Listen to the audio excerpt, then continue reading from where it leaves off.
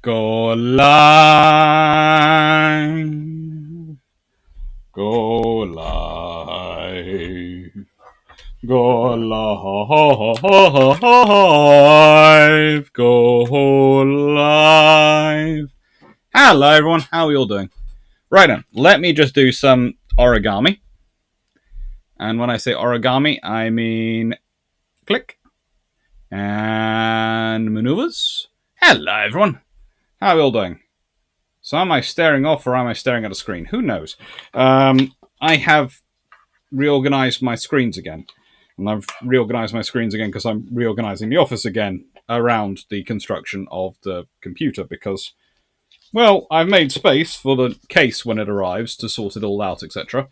It just hasn't arrived yet. So I've been recording videos and moving things around and trying different formats before the PC gets here. And then I'm probably going to reorganize it all again. Anyway, hello everyone. Welcome to the Battle of Arausio, which you probably haven't ever heard of, but is the second largest defeat, arguably, that the Romans ever had after Cannae. And it's arguably the more important defeat than Cannae because it leads to the Marian reforms. So it's pretty darn critical as military history goes, and as the experience of the Roman Empire goes, and therefore it's worthwhile studying. Even though it's a land battle, but it can teach you a lot about naval warfare, and it can teach a lot about strategic thinking. Hello, Peter Dawson. Hello, Carl Wingersberg. Hello, John Shea. Hello, Rowan Cash. Albert Zaski, Atris Verdun, Felix B. Knight 6831. So, what is one of the worst defeats the British Empire and the Roman Empire got to teach? Lots. DH89. General Petraeus and Dunant keep saying that the Black Sea Fleet will be targeted in any conventional response to Russia going nuclear. Is this actually feasible? How would it be executed? Black Sea Fleet. Let's be honest. There are these two nations called Turkey and Greece who have a history of fighting each other over islands, who are quite good at taking out naval forces. And then there's large number of bases of them in there. So presumably they are hinting that NATO allies such as Greece and Turkey would get involved, and a few others. But, well, see, that today's topic is Rome, not Russia. Sorry, it's a different empire. A little bit earlier, a little bit interesting. There are many battles where they learn just to keep fighting until it wins, and the consequences keep happening again.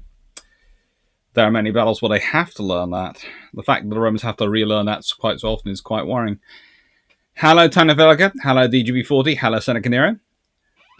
Suspiciously named battle. The PC is not quite here. That does it. I'm writing him a frigging theme tune.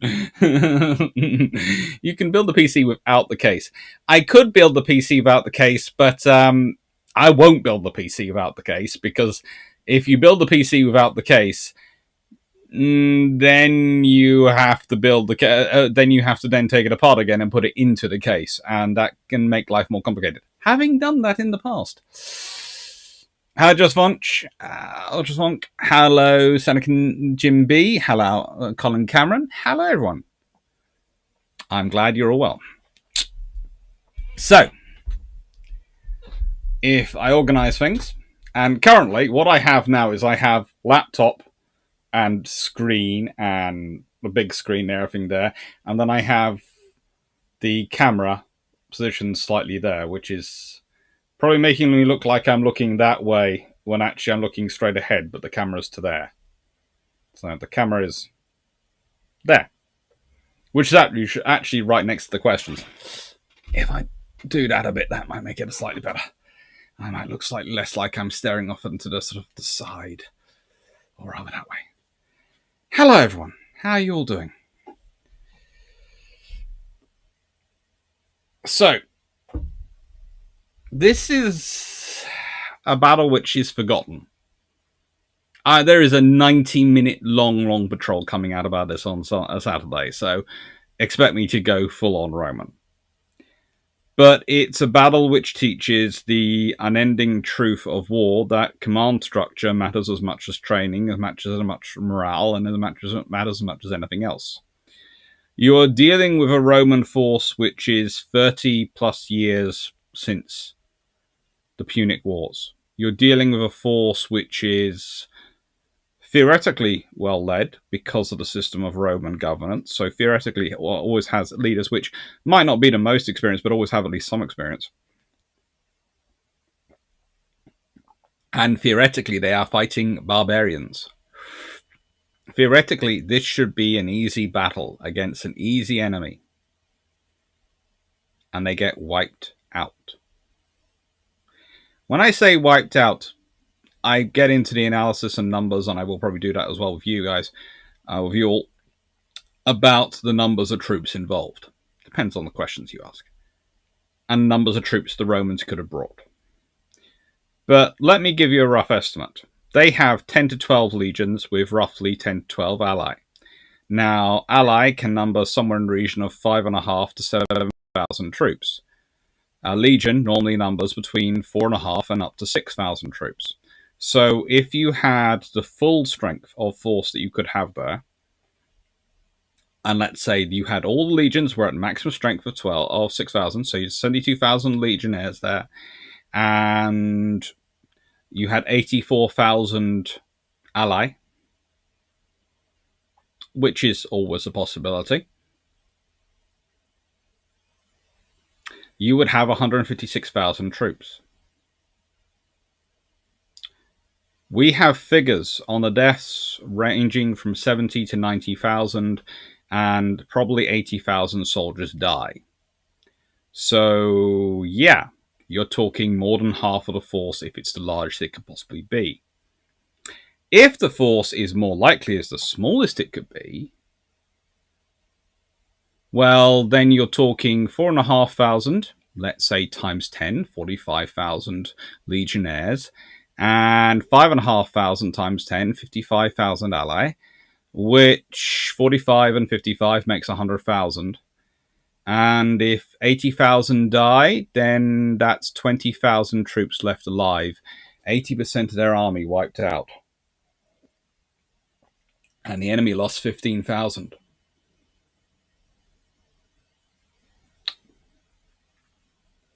An army of 80,000 troops wiped out.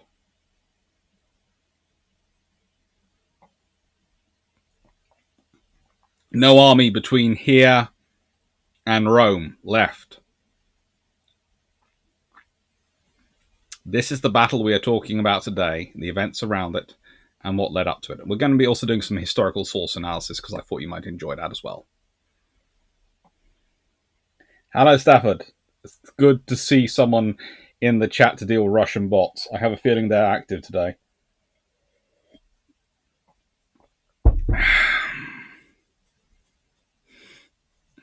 Hallo allemaal. Hallo Donrik Einhammer. Hallo Idris Verdan.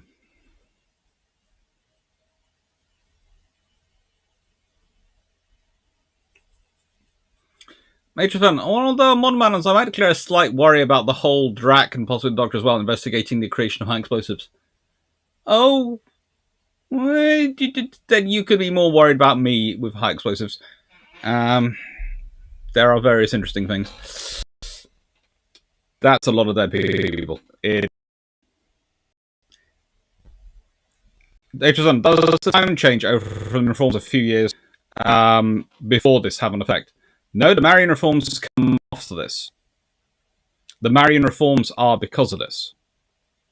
Remember, this is 105 BC, so it's counting down. And literally, the Marian reforms are instituted by Marian after this.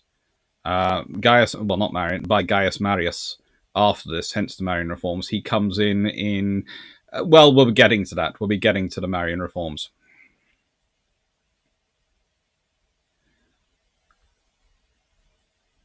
Rankash, I thought someone on Twitter proved the Roman Empire never existed and was made up for tourists of the 19th century. Yeah, there's rather a large amount of archaeology around Europe for an empire which never existed, and North Africa, and the Middle East, and various parts of Eastern Europe,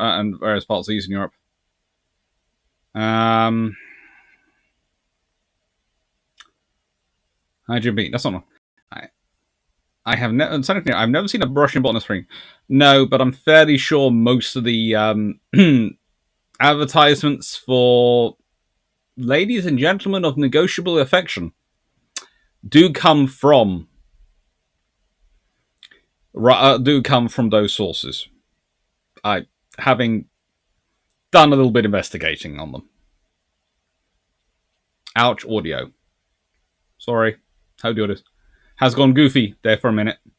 Sounding better now. I don't know why. The audio is set here.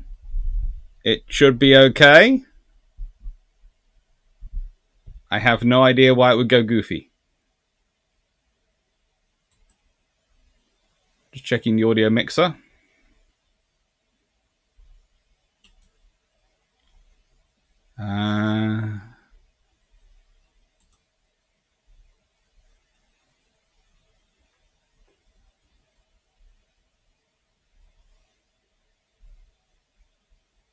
Why is the audio gone goofy?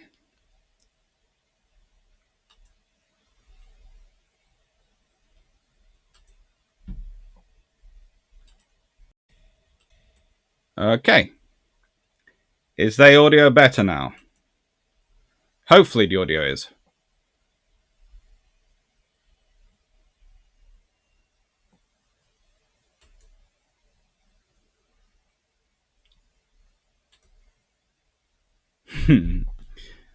Scott Cameron, Doc, I listened to your Battle Cruiser vid today and realized that the shipping John Wayne film In Harm's Way was based on Phoenix. That's right. Yeah, Roman Empire was one of the largest military machine the world I've ever seen. How did they lose? Let me explain it. Now, this is from one of the Roman historians on the period. And you won't guess who he's sponsored by, but listen into this. The ex-consul M. Aurelius Scarius was thrown from his horse and captured by the Cimbri. When they summoned him to a council, he neither did nor said anything which was unworthy of a Roman who had held such great honours. Because of this, he was killed, although he could have escaped. He refused their request to act as their leader out of shame that he should survive after the loss of his army.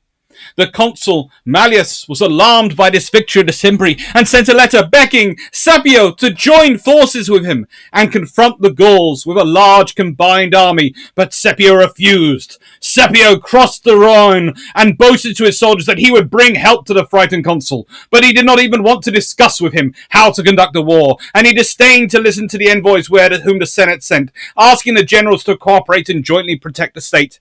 The Cimbri sent envoys to arrange a peace and to ask for land and for corn to sow, but he dismissed them so brusquely that they attacked the next day. His camp was situated not far from Mallius's camp, but he could not be persuaded, though he was so close, to join together their armies. The greater part of the army was destroyed. The battle was fought on the day before the Nones of October. Rutilius Rufus, the other consul at the time, says at least 70,000 regular troops and light-armed troops perished on this day. A Roman matron, acting as if disturbed in the mind, sat on the throne of Jupiter. Therefore, the Capitolium was again richly cleansed. A statue of Mars was said to have fallen on its head in the territory of Sabines, and some time before the games were planned, when the trumpet players sounded their instruments by the altar, black snakes suddenly appeared and continued to swarm in front of the altar and bite many of the bystanders until the trumpets fell silent. Then the snakes suddenly vanished. Several matrons came forward after, being warned by the same dream and on the same night with a message about sacred offerings, and several sacrifices were performed on this account. The noblest of boys sang a hymn to the gods, which was specially composed by a poet. Now, doesn't this sound lovely? And who would be to blame in this mess? Well, let's start off with Aurelius Scarius was not an ex-consul. He was a legate. And he was leading the reconnaissance team. And he gets swept off his horse. Let's be honest. I have just beaten and captured the reconnaissance officer of the opponent. I'm now going to offer him charge of my army because he's Roman? Goodness knows. Am I going to ask him for information? Probably. If he then starts around insulting me, will I kill him? We'll see. We'll discuss that. Mallius is the consul. Please note this. Mallius is the consul. The other consul of that year is Rutilius Rufus. So consuls are supposed to be in charge of the Roman Empire in the Republic. The consul is the senior one.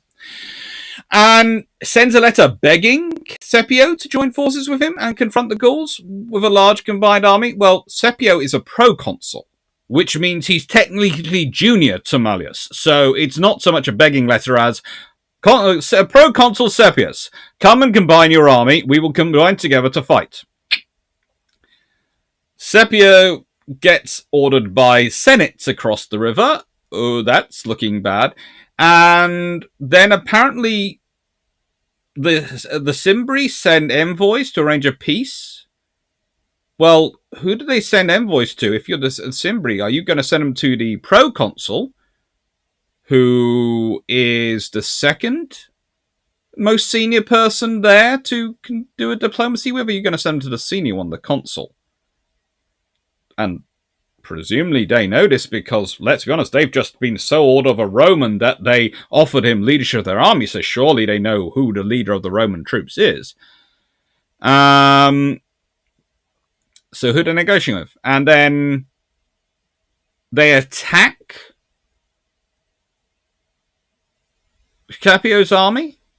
Well, considering the way it takes troops to be organised, and especially a host the size of the Cimbri and the Teutons, that's going to take a while to be pulled off if they're doing the attack. And while the attack's going, and why would Malleus not go and support his friend? Not his friend, his colleague. In the nicest way, he would. You'd expect him to go support him and take charge of defence. After all, he's the consul. What's going on here? 70,000 troops and light armed troops perished in the day. That's not one army, that's both consular armies destroyed, and that doesn't sound like it.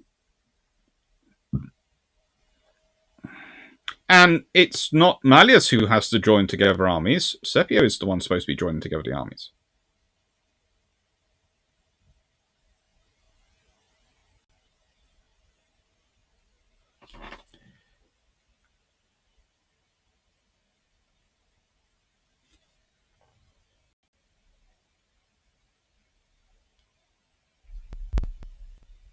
He was sponsored by Aurelius's descendants, potentially, or Sepio's.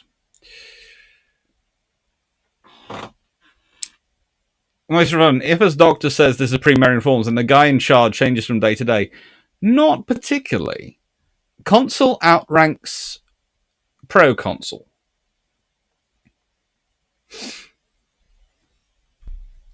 This is this is not a fully professional army a few years later, and more a well-organized militia, and be able to be a very experienced one.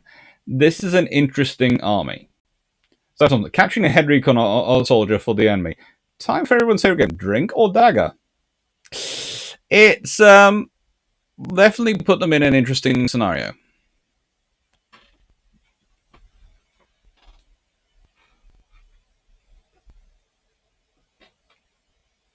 I keep hanging up. Do I? You keep hanging up?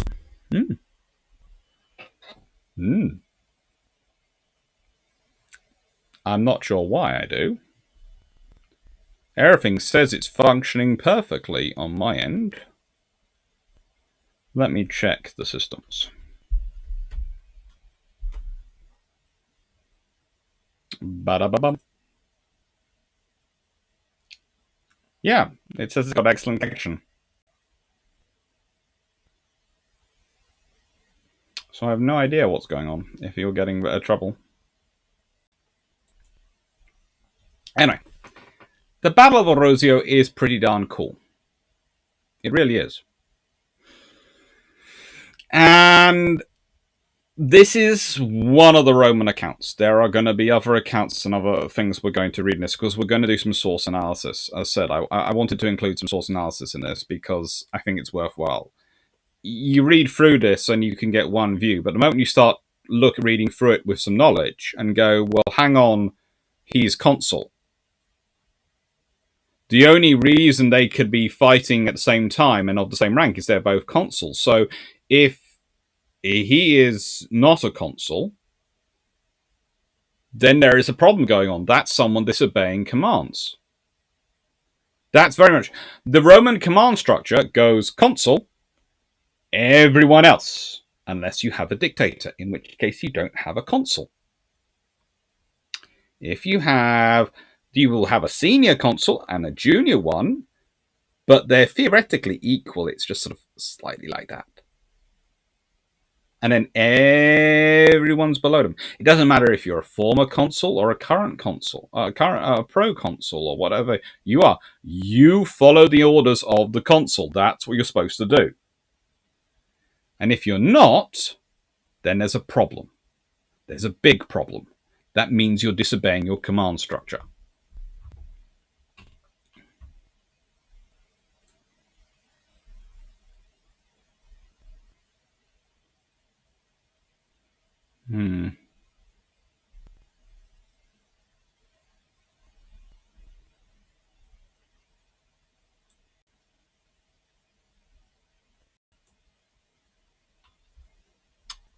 See if that's better.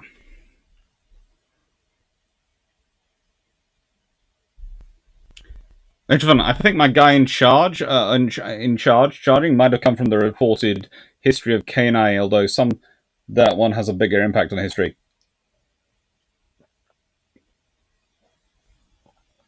Just occasional visual delay. I don't know what's going on there. Sorry about that. I'm looking forward to getting the PC set up. I'm hoping the case should be here tomorrow, and I'm hoping to build the PC tomorrow. And then hopefully we have something more interesting on Sunday that works.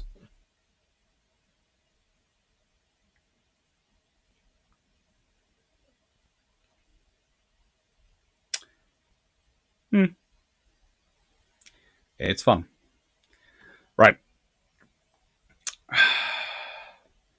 I find it really weird having the camera there because I keep looking naturally to there to read the questions and the things, and I don't like the idea my eyes keep wandering off, because then I see them wandering off and it just looks wrong.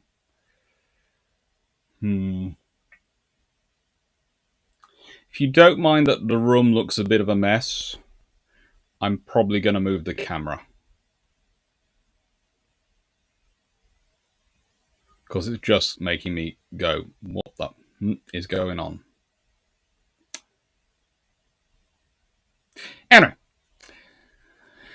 I'll do that afterwards. I don't want to do that during the live. Marcus Aurelius Scaurus. Now, Scaurus in real life, what is he?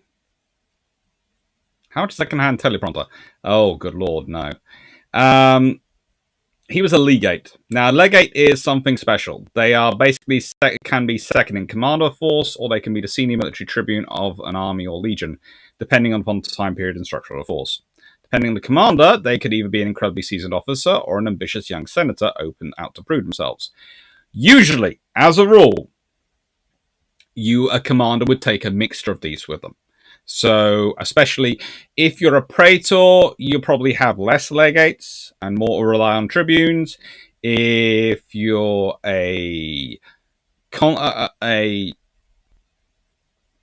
if you are a consul, then or a proconsul, you probably have more legates.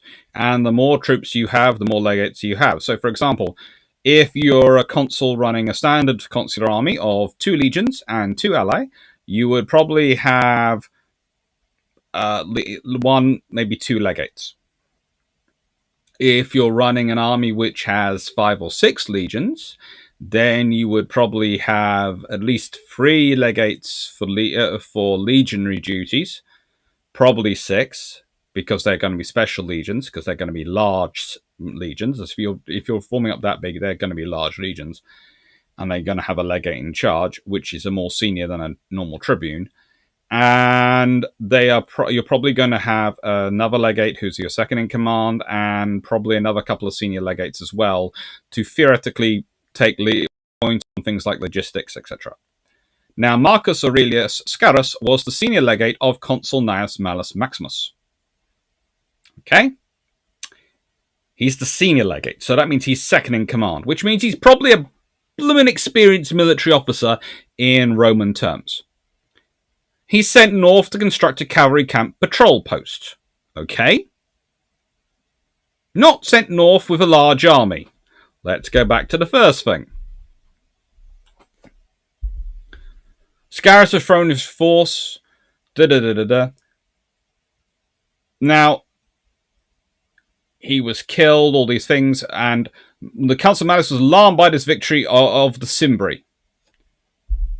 Well, my scouting reconnaissance group has just been wiped out because of an idiot commanding the idiot commanding them, who was supposed to be experienced, obviously didn't set up a proper perimeter.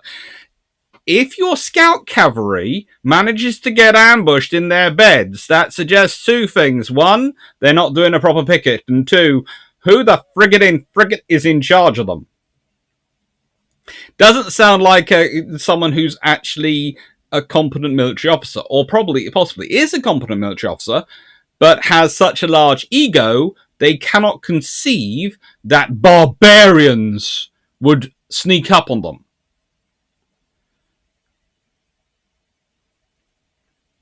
Various accounts of what happens next. Now, there are disputes as to whether he was taken by cavalry and dishorsed, or was taken by infantry. I find myself leaning towards the infantry argument. But basically, he then seems to have annoyed the Cimbrian leader.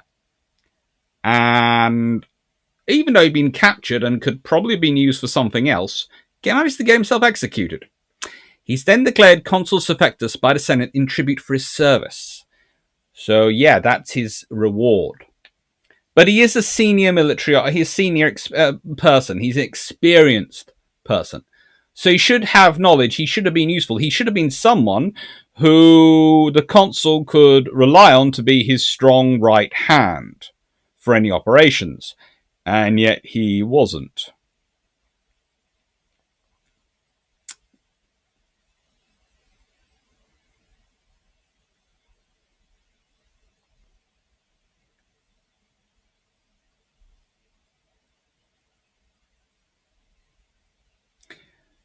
A tidy academic isn't an academic. Oh, good lord, you have that said again. Right, I'm just moving this because it's annoying the friggin' out of me.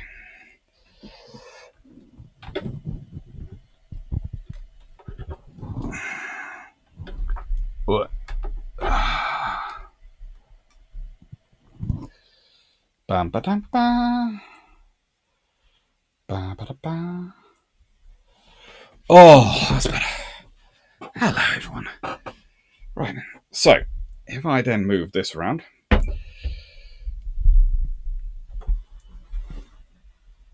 and this to here, oh, that is better. That is a lot better for me. I hope it's okay for you guys, but it's better for me. Bum bum.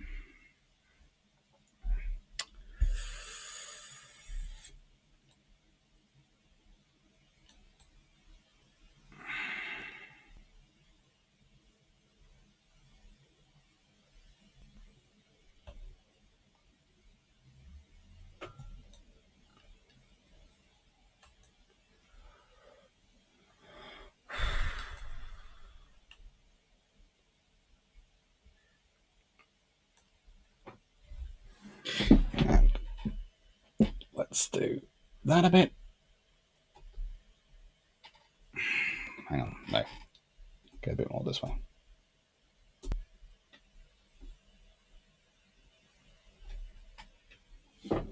Oh, that's better. Hello, everyone. That's better.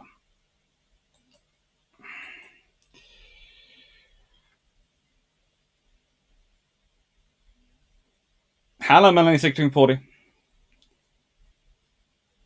They are an idiot. Yeah, this is the problem when you read some of the accounts, which basically have this guy as a great warrior. You sort of sit there and go, great warriors do not get their reconnaissance units wiped out.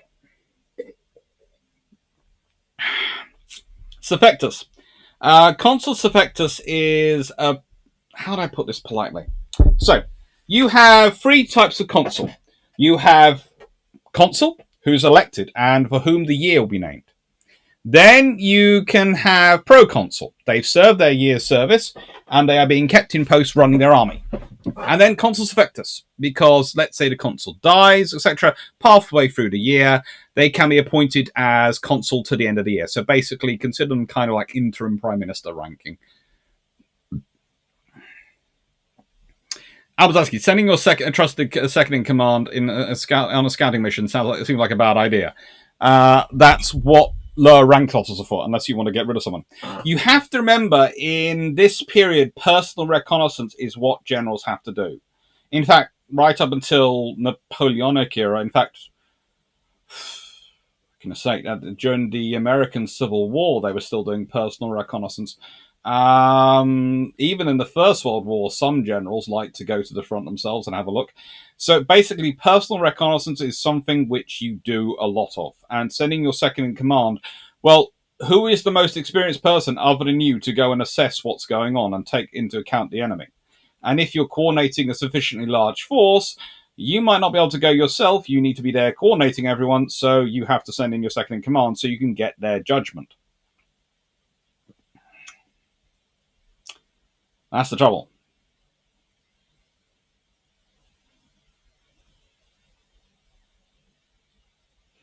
If a guy in Rome is post-mortem announced a consul, does it give any benefits to family or just a fancy title right on the gravestone?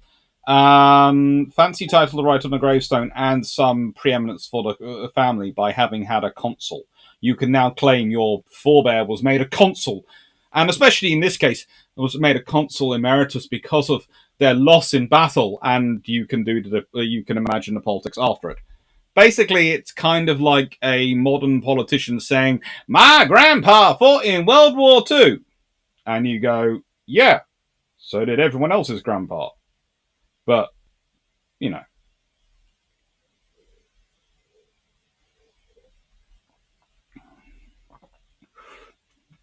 it's a case of yes, they fought in World War II. That's what they deserve honor for. The fact that you're their grandchild shouldn't have any bearing at all, but it probably does.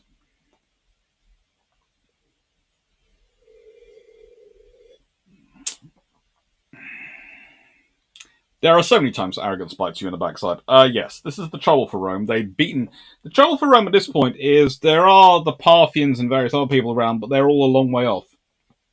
As far as Rome's concerned, especially in Europe and in North Africa, etc., they are undisputed heavyweight champions. No one will knock over us. We are so powerful. Who's going to fight us? And these battles are taking place pretty much in their backyard, which is even more of a problem for that. DH89, Marcus Tullius Cicero is my favorite consul of the Republic. Not a military man, but a renowned statesman. Do you have a personal favorite? I have several. But Scipio Africanus is always one of my favorites because I just like him because he specializes so much in logistics.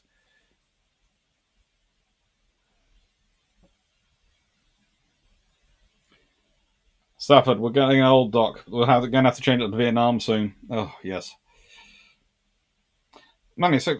So, in this time, you aren't going to send a low-ranking pleb who won't have the knowledge to comprehend the importance of things they're seeing. Pretty much. And also, you have to remember who are the Roman cavalry at this point. The Roman cavalry are equites, which means they're knights, as we would call them these days, equites, or sort of knights, no, that sort of thing. But remember, they are rich citizens who have the money to afford themselves both a horse and all the gear to be cavalry. So that's your other problem with sending a junior officer. Are the rich blooming soldiery gonna want to have someone junior commanding them?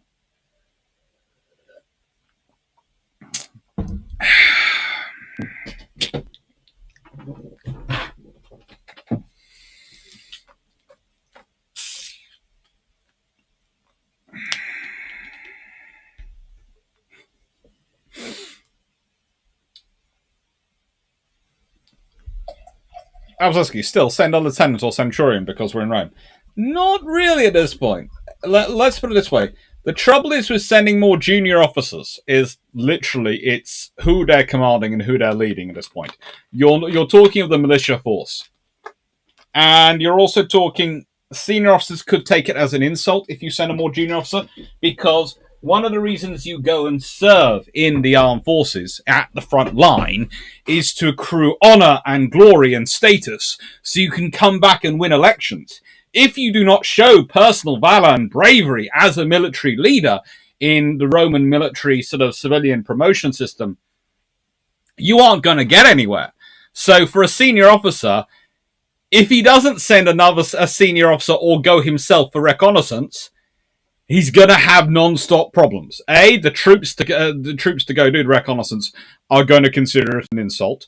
B, he's not going to get the quality of information he needs back. And C, his senior officers are going to consider it an insult and might start causing him trouble.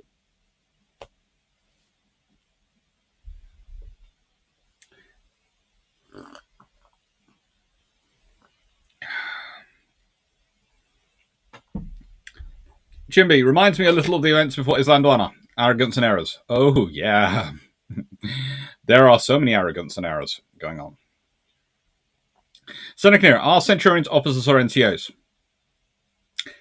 A bit of both. A bit of both. So, here are the theoretical migratory routes of the Cimbri and the Teutons. And they also have the Ambrones with them, but we don't really know where they came from or where they're going to an extent. Now, here is the interesting thing.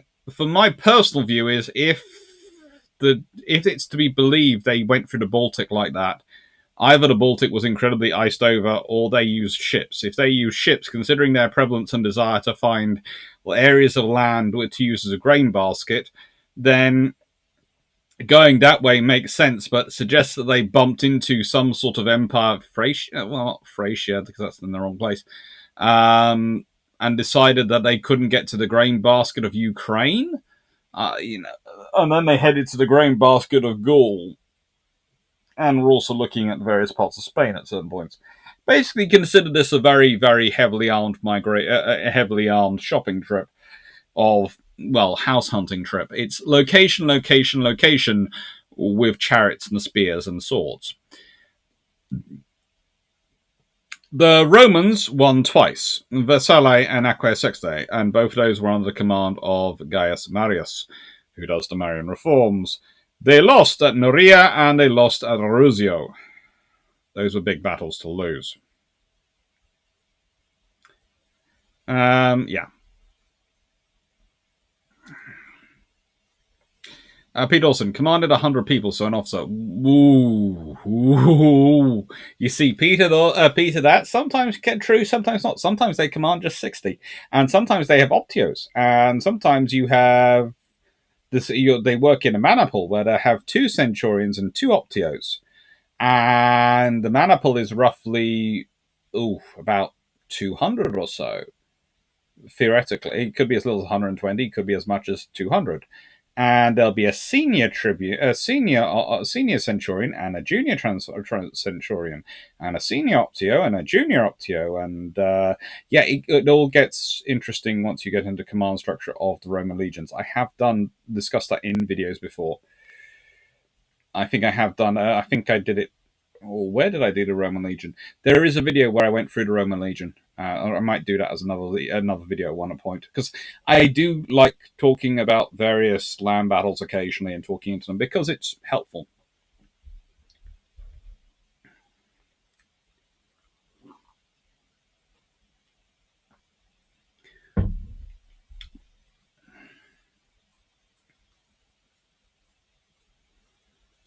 You have to remember the Romans don't have a command structure like we have a command structure, or we would consider a command structure. It's not a case of NCOs and officers. You can theoretically go up the ranks, but remember there's also equites will be in one set of ranks, and that you could be drawn from that class and officer it and go up through those ranks to become tribune and then go into certain different commands, often in the ally. That's the auxiliary troops. and could become very senior in the ally. And then there's tribunes, and there's also, and then of course legates, and you can go up the honora civicus and become, various. You can rise, is basically what I'm saying. So it's think of it more as a fused command structure. In that way, it's sort of closer to the modern Russian command structure, where junior officers have to do a lot of what we would consider NCO duties because they don't really have NCO duties. But there again, they do have informal NCO duties because if you imagine it, you will have some legionnaires who you will put in charge of smaller actions. You'll go, Legionnaire, turn it. You take off so and so and so and so and go do this and put them in charge. So you have an informal sub-squad structure. It's interesting.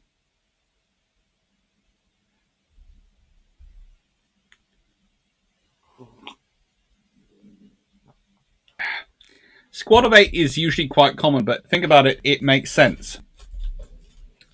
8 people moving is 4 pairs, and you can move them in a sort of rough square formation or a diamond formation, depending on how you're orientating it, which is a fairly strong formation.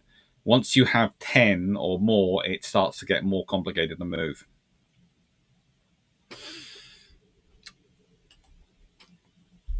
So, the barbarians we're talking about, I just thought I'd give you a bit of discussion on. You have King Boreax of the Cimbri. They're from roughly the Jutland area.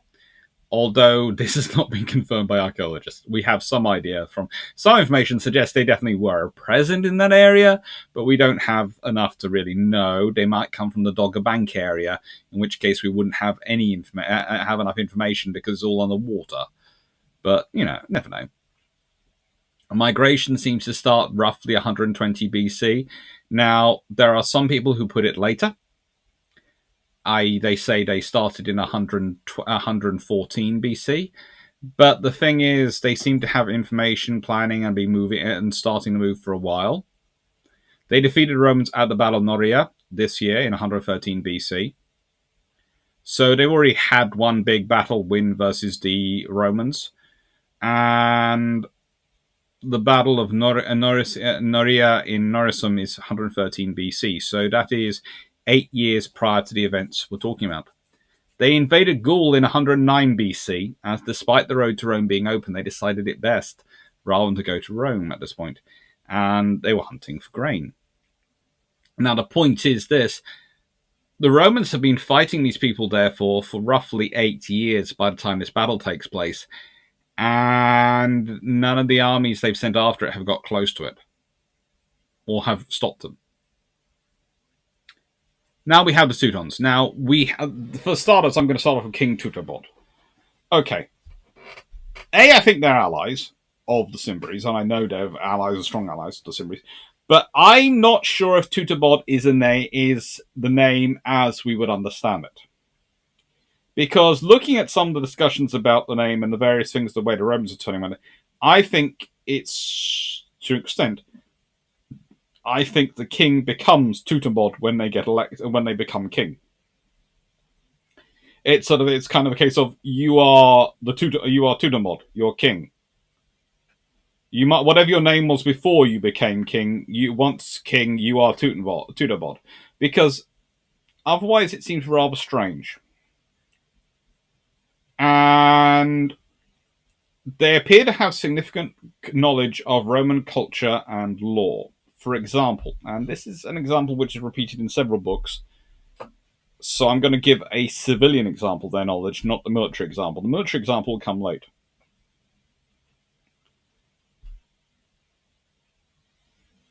Yeah.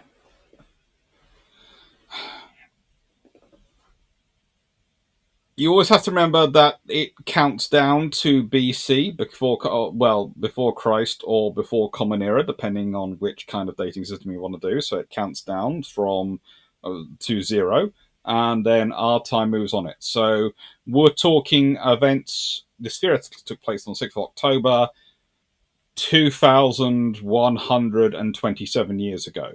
And these events we're talking about in sort of 120 BC are 2,140 odd years ago. Anyway, so Here is how I can tell you they have a lot of knowledge of the Romans, more than you would get, you would think you get by a group just randomly turning up. When they eventually surrender after the battle of the final battle in the Cimbrian War, which is years later, in 101 BC, I think, the terms included that 300 married women were to become concubines and slaves for Romans. Now, these, in nicest way, these are not going to be low-born women. It's to be actually included in treaty. These must be senior women. We're talking chiefs, leaders, wives, those sort of things, and so nobles and slaves for the Romans. On learning this, these women begged the consul, that's Gaius Marius, to instead become servants in the temples of Ceres and Venus. It's not without precedent. It's not necessarily unusual. And you again would have to be a noble birth to have this choice. The consul denies them, so they kill their children and themselves rather than face the life that knew was coming. Now, here is the point. I'm British. I know most of what I know about British law, thanks to being friends with far too many lawyers for my own good health. And I know these things because of talking with them and working with them and being friends with them. That happens. That's what you know. I speak the same language, English, as the American legal system is written in, and as the Australian, and as the South African, and as the Scottish legal system is written in. And yet I know there are differences between the English and Scottish law, but I couldn't really go into their details, and I would have not the foggiest, really, despite watching many TV programs which have featured American lawyers over the years, NCIS, even Stargate had some lawyers turn up. I would have not a Scooby for American law, etc. So you have to be really knowledgeable of another people's legal system to be able to know that that is possible. That's interesting.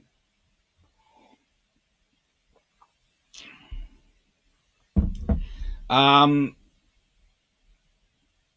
Doggerbank sort of area, they're not sure where they came from. They think they're part of that migration route. So please note, yes, I know some of the areas that have been underwater since 30,000 BC, but that's you're talking about the part in the middle, and there is part which is still included in that land territory, which is closer to Jutland area and closer to modern-day Denmark, and slowly coming across.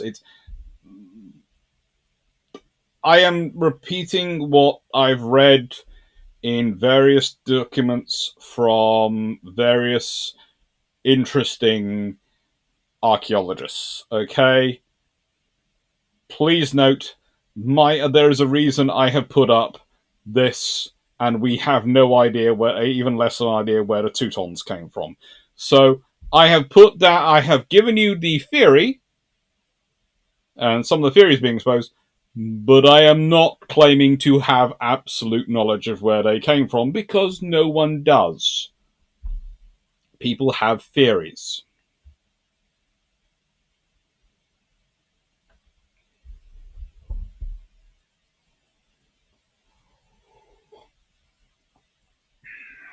So the case is, how do I put this?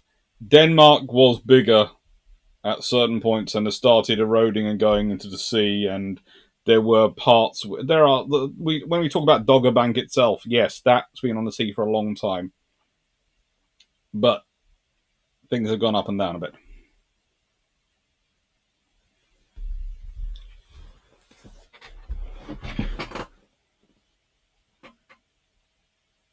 Mm-hmm.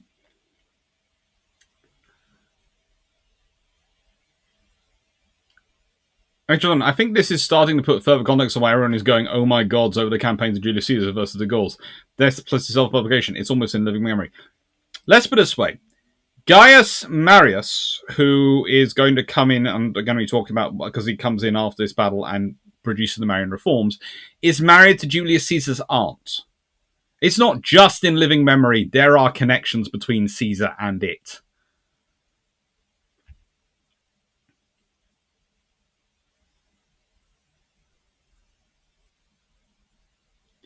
Knights of Gross, so no records about them exist. Not really. They're not that sort of society, but just because they're not keeping records and don't have the benefit of having the various organizations and various systems maintain their records after they've gone doesn't mean they weren't a very advanced civilization for their period.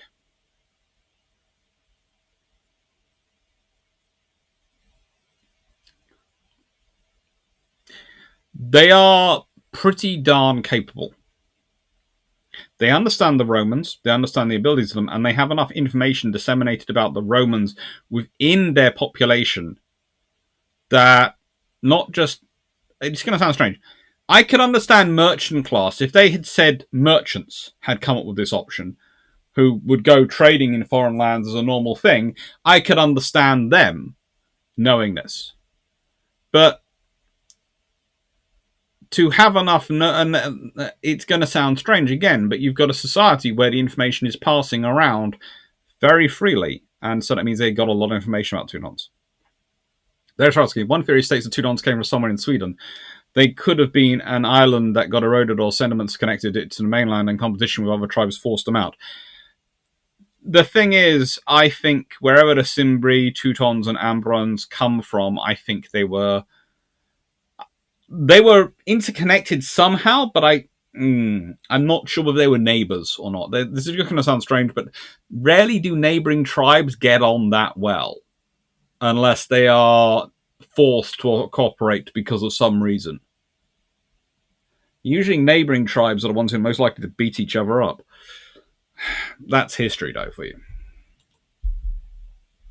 So, Rome's forces. Now, I've already explained earlier that there was a little bit of disunity going on between the leaderships. So, here are your officers.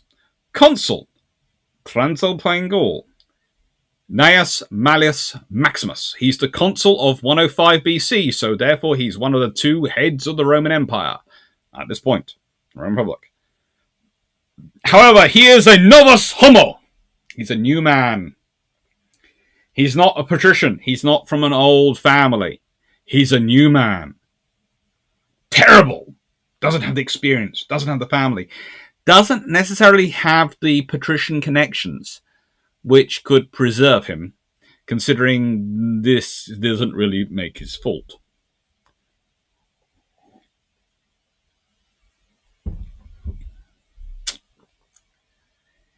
Now, Proconsul, Cisalpine Gaul, Quintus Servilius Scipio. Now, please note, this guy had been sent out to deal with this problem the previous year. Was consul in 106 BC. While he was consul, passed an interesting law which required jurymen to be chosen from senators instead of equites, i.e. reducing the number of people who could serve on juries, restricting the power of punishment.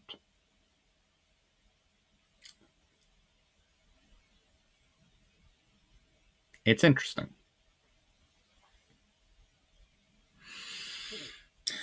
Now, what do we know about these two? Well, we know Gnaeus Malleus Maximus must have had to fight his way up and have completed every step to stand a chance of getting to consul. So we know he's got to have had some experience.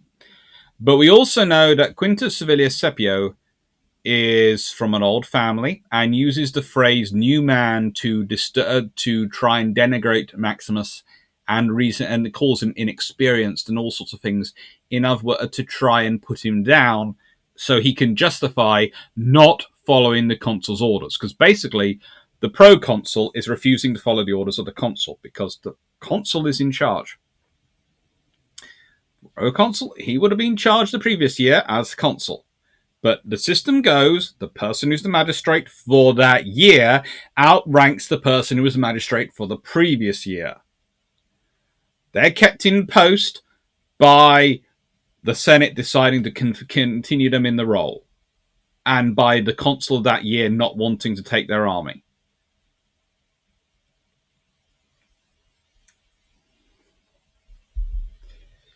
So here's an explanation of the Roman command. So the situation in some context. Cimbrian War, 113 to 101 BC. Now, the Jugurthian War is going on as well, goes on as well in this period, and that's of course the war against Numidia, which comes in after the Punic Wars, when the main Roman ally, Numidia, they decide they don't like the Jugurtha, who's the king of Numidia, and they end up fighting a war against them. The Punic Wars really, let's be honest, the first and second Punic Wars have been the big ones. The Third Punic War is pretty much going and destroying Carthage. But yeah, the second one had gone on for roughly 18 years. The first for 24 years. And the third lasted for 4 years. The Cimbrian War lasts 113 BC to 101 BC. So it lasts 12 years. And it's taking place in 105 BC, so it's 8 years into the war.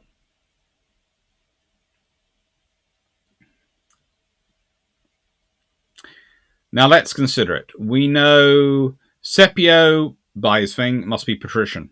By his status, etc., and the way he goes on about being new man is patrician.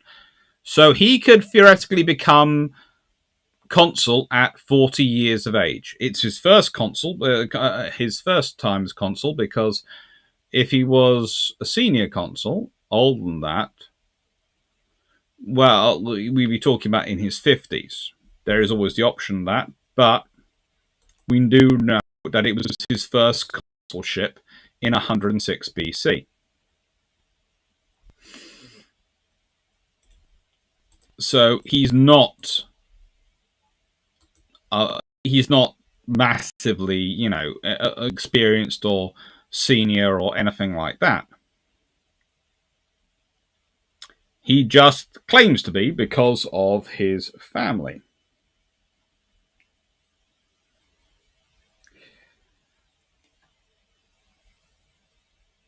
Now, when he'd been sent with troops to Gaul after his consulship, he captured the town of Tulsa near ancient Toulouse. And he had found some roughly 50,000 bars of gold and 10,000 bars of silver, which had apparently been stolen from the Temple of Delphi by the Sordisci in the Gallic invasion of the Balkans in 279 BC. These riches were supposed to be shipped back to Rome. However, only the silver made it. The gold was stolen by marauders. A surprisingly lightly armed protection group had been put on it, and apparently a supposedly heavily armed group of marauders had taken it, and the gold was never found. It's rumored to have passed down all the way to Marcus Junius Brutus. Yes, et tu Brutus.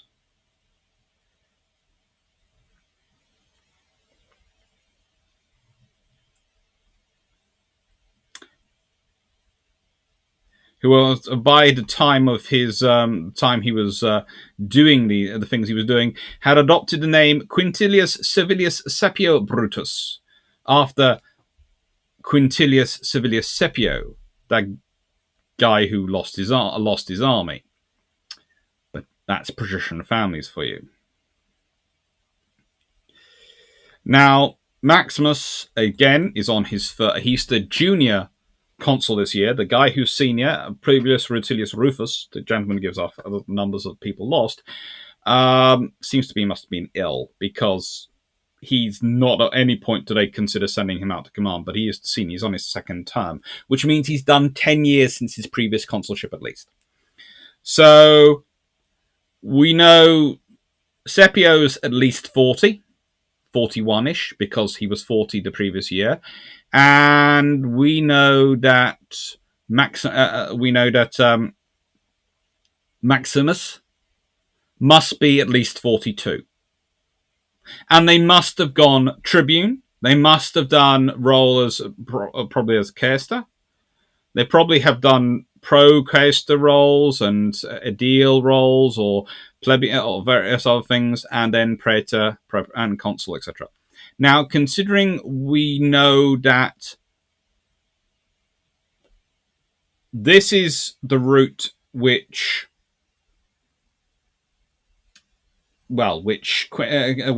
Scipio would have gone.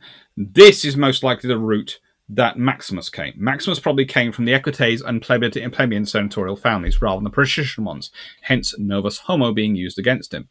So he would have done military tribune and probably would have done tribune of the plebs. And then plebeian aedile, which you could get to at 36. You will have had to serve in that role. Yes, you can theoretically jump from tribune of the plebs to praetor, but good luck doing it. So you've been chief justice, and then you'll go off and do some commanding. You can become a general. Then praetor command is not a fairly normal. Then you might do some time as a pro-praetor, and then a consul at 42.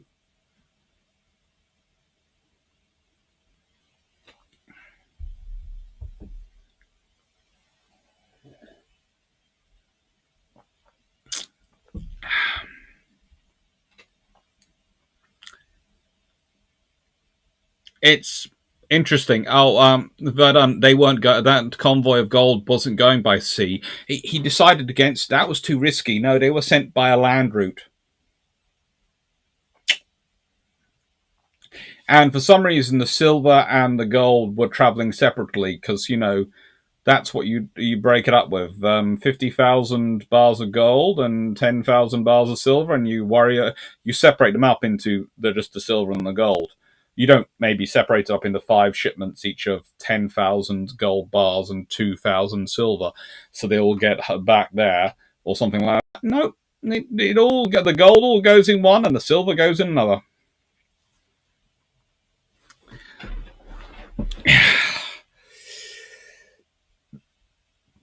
And you had to have experience. But the point is, proconsuls are senior generals. A proconsul would outrank a propraetor and probably a praetor if they were in charge of their forces. However, a consul outranks a proconsul. And a consul outranks everyone, barring a dictator. Now, interesting enough, there are people above this called censors who are in charge of taking the census and in charge of supervision of public morality.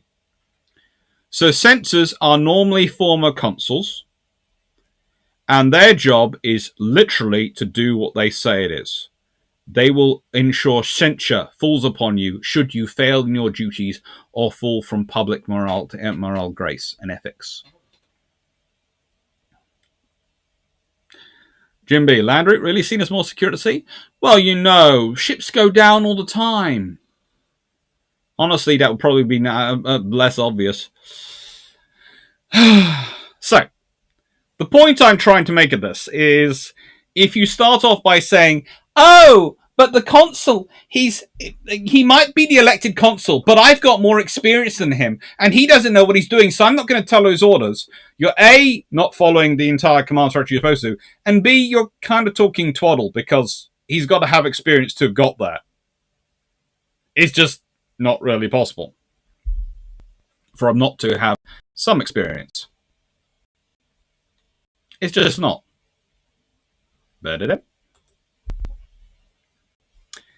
So, this is the area of the battle. Now, if you're one of my French viewers and you're listening, and I think it just went funny on terms of graphics, but I hope it caught up now, you'll know this area as Orange. Orange is the current name for Arausio. So, basically, it went from Arausio to Orange, Arouge, and then Orange. So that's what it is now. And the battle took place between Orange and the River Rhône. And again, this is my rough idea of thinking where the battle was, not where the camp was for the lovely the lovely legate who managed to get himself killed.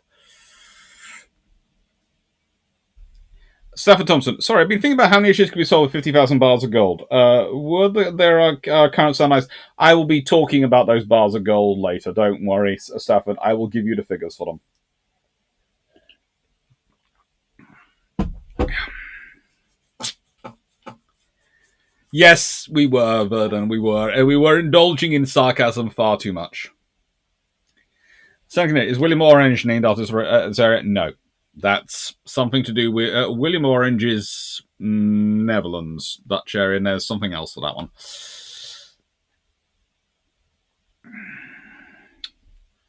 It's a nice enough area. Anyway, pre-battle. So, Scipio had adopted what he considered, well, after he'd used his very large army to go and stop the rebellion of the town of Tolosa and capture all the gold,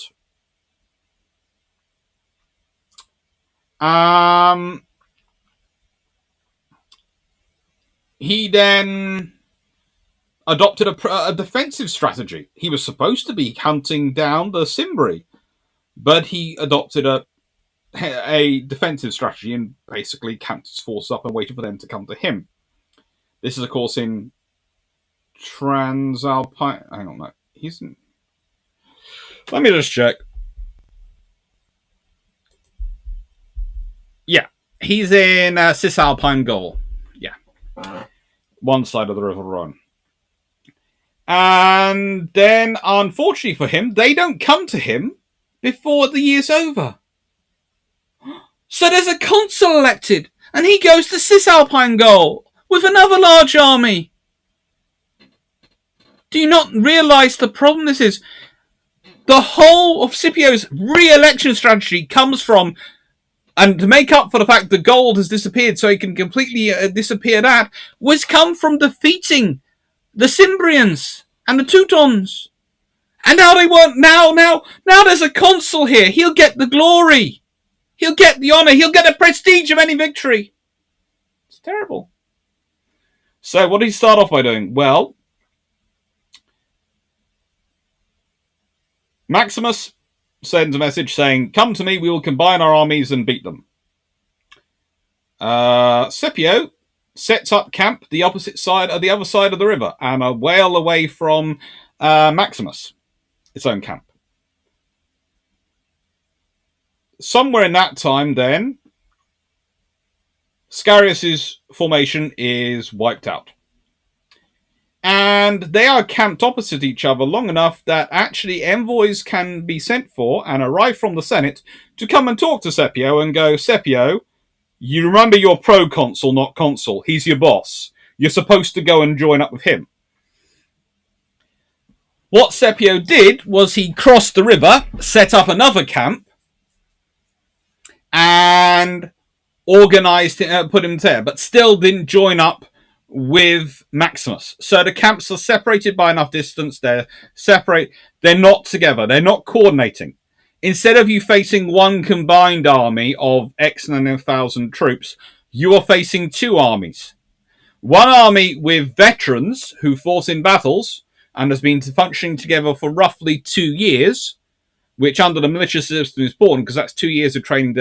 Yes, they've lost troops during that time, so they're probably the weaker in terms of numbers, but they've been fighting together for 2 years, so they know what they're doing. And one recently raised larger army, but roughly the same size. So you've now got two armies. One recently raised, one not.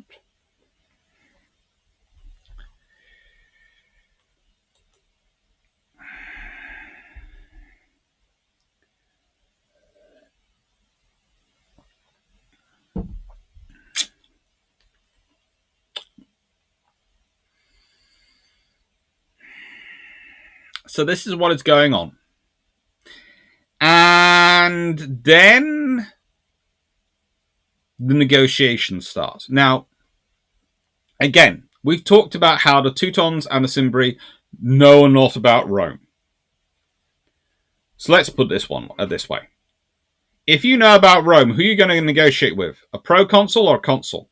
And remember, this can go one of two ways: either a battle or a negotiated victory, i.e., a negotiation where they stop fighting and they settle and they become part of the Roman Empire, will be considered successful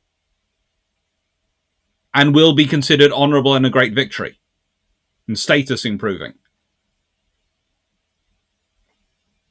And Scipio's watching this going on, and Maximus is having this negotiations. Maximus, the Novus Homo.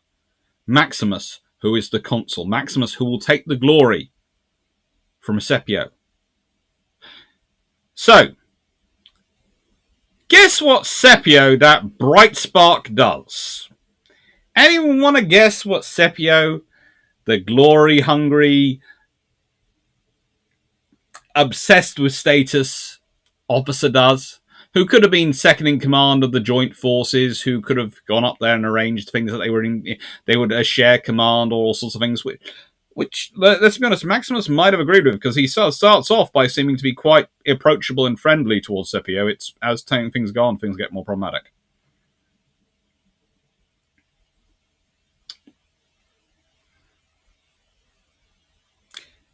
Well,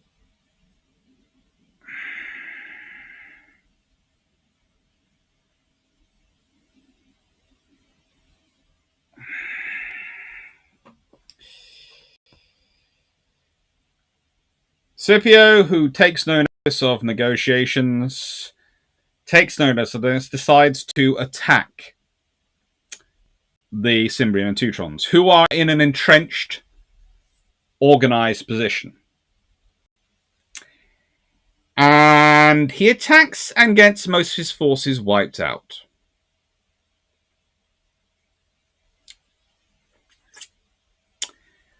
I'm going to explain a bit about how that happens now. So, this gentleman is Theodore Mommsen. Now, he was writing, well, he lived 1815 till 1903 from memory in Germany. He was born in, he died in Prussia, but I think he was born in Schleswig. Obsessed with Germany and all these things, but this is the history and what he wrote up as their fighting style in this period. And I'm going to do some more source analysis, because, of course, this is secondary source analysis. This is a secondary source. It's a more recent history. But what he's reading between the lines of, this is what he's looking at, but he's, of course, presuming Roman greatness. So he's using Roman sources and transcribing this. So imagine me using a high German, almost Prussian accent when reading this. Their system of warfare was substantially that of the Celts of this period, who no longer fought as the Italian Celts had formerly done, bareheaded and with merely sword and dagger, but with copper helmets often richly adorned and with peculiar missile weapon, the mataris. The large sword was retained and a long narrow shield, along with which they probably wore also coats of mail. They were not destitute of cavalry, but the Romans were superior to them in that arm. Their order of battle was formerly a rude phalanx, professedly drawn up with just as many ranks in depth as in breadth, the first rank of which in dangerous combats not unfrequently tied together their metallic girdles with cords. Their manners were rude, flesh was frequently devoured raw, the bravest and if possible the tallest man was king of the host. Not unfrequently, after the manner of the Celts and of the barbarians generally, the time and place of combat was previously arranged with the enemy, and sometimes also before the battle began, an individual opponent was challenged to single combat. The conflict was ushered in by their insulting enemy unseemly gestures, and by a horrible noise, the men raising their battle shout, and the women and children increasing the din by drumming on the leathern covers of their wagons. The Cimbrian fought bravely. Death on the bed of honour was deemed by him the only death worthy of a free man. But after the victory he indemnified himself by the most savage brutality, and sometimes promised beforehand to present to the gods a battle whatever victory should place in the power of the victor. The effects of the enemy were broken in pieces. The horses were killed, the prisoners were hanged or preserved only to be sacrificed to the gods. It was the priestesses, grey-haired women in white linen dresses and unshod, who, like in Scythia, offered the sacrifices and prophesied the future from the streaming blood of the prisoner of war or the criminal who formed the victim. How much in these customs was the universal usage of the northern barbarians, how much was borrowed from the Celts, and how much was peculiar to the Germans cannot be ascertained. But the practice of having the army occupied and directed not by priests but by priestesses may be pronounced on undoubtedly Germanic custom. Thus marched the Cimbri into the unknown land, an immense multitude of various origin which had congregated round a nucleus of Germanic emigrants from the unknown land, an immense multitude, Baltic. Not without resemblance to the great bodies of emigrants that in our own times crossed the ocean similarly burdened and similarly mingled, and with aims not much less vague, carrying their lumbering wagon castle with the dexterity which a long migration life imparts, over streams and mountains, dangerous to more civilized nations like the sea wave and the hurricane, and like these capricious and unaccountable. Now rapidly advancing, now suddenly pausing, turning aside or ceasing, they came and struck like lightning. Like lightning they vanished, and unhappily in the dull age in which they appeared, there was no observer who deemed it worthwhile accurately to describe their marvellous meteor. When men afterwards began to trace the observer who deemed the chain of this emigration, the first Germanic movement which touched the orbit of ancient civilization was a link and direct and living knowledge of it had passed away.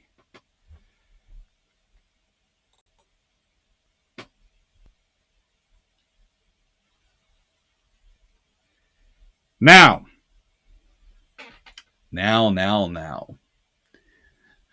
This is High Prussian. Latin has paragraphs. High Prussian seems to have nothing. If anyone's ever read Clausewitz in the original Prussian, oh good Lord help you. This is actually fairly normal compared to it. Now, let's start off with this. So, this is written by a German in a period when they believed in science, greatness, and they were obsessed with Rome. However, even he's admitting that they formed a phalanx. Now, the odds are they weren't using swords as much as they did. Seriously, everyone's obsessed with swords. And yes, the Romans had a lot of short swords, but long swords require a lot of metal. And you're not going to get many weapons out of them when you're arming thousands. So the odds are they were wielding axes more than swords. Now, they had chain link coat of mails. Well, that's fairly decent. If you're forming a phalanx, you're probably going to have a pole arm to stick out from it because it's your you form a phalanx to deal with cavalry. That's your main thing. And even infantry, you've got a cavalry. And if the Romans are using the word phalanx, that suggests, again, the Romans understand phalanxes. Remember, they fought phalanx style for quite a long time. That's how they learnt their manipul system, etc. They were using pole arms, and they have range weapons. They're organized. And nicest way, I would not say Romans were superior to them in cavalry, because let's be honest, the Roman cavalry in this battle got wiped out. Not really. Maybe superior in numbers as a rule, but not really superior in capability. Let's go through this. Their leadership was decided by the bravest and, if possible, tallest man in the host. Oh, that's so barbaric, but probably not, again, accurate. Let's be honest. King might be the tallest. Might be. Might not have been. Might just look the tallest thanks to the way they present themselves. Tricks of diplomacy. And all that. But more importantly, the king is probably a fairly decent warrior, because they have to be. In a tribe which is moving, fighting for its survival, etc. A king who's a bad warrior is going to die quite quickly. Or rather, a prince who's a bad warrior is going to die quite quickly before they ever become king.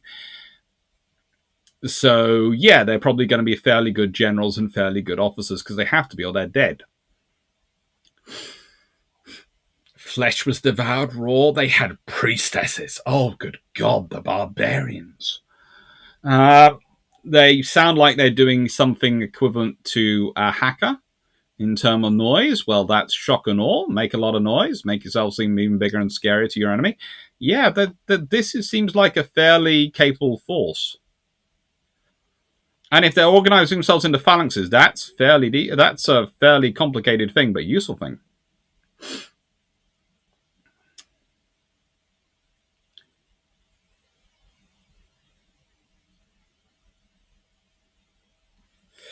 And this was, of course, written, as said, by a German. But in and this is quite common in the 19th century. Now, what I would say about this is that the trouble is this kind of view colored judgment of the tribes the Romans were facing for a long time. And if you ever look at many movies about Romans and their fighting tribes and etc., it still seems to color the judgment of what those tribes were like. But actually, you're dealing with at least militia level professional forces, probably slightly better than that, because they have to be.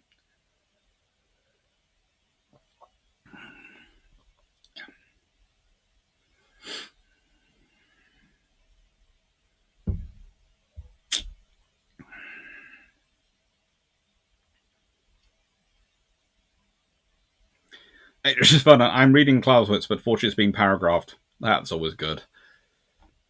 Actually, I'm struggling to read that, and I don't have dyslexia. Yeah, luckily. So let's be honest. Let's hear the battle. The Romans have amassed the largest army they've put together since the Second Punic War. Now, it's at least 80,000 troops, plus tens of thousands of supporters, but there's a problem with that. I think they are only giving the figure 80,000 troops. They are counting legionnaires. Because if they're counting legionnaires and allies, and you only have 10 of each, then you're talking 4,000 average strength across the legions and 4,000 average strength across the ally, and you're also saying that every single one of those soldiers dies. The entire army gets killed. And we are fairly certain about the accuracy of the figures of the people who die because, as said, they are reported by the consul that year, that we have the records.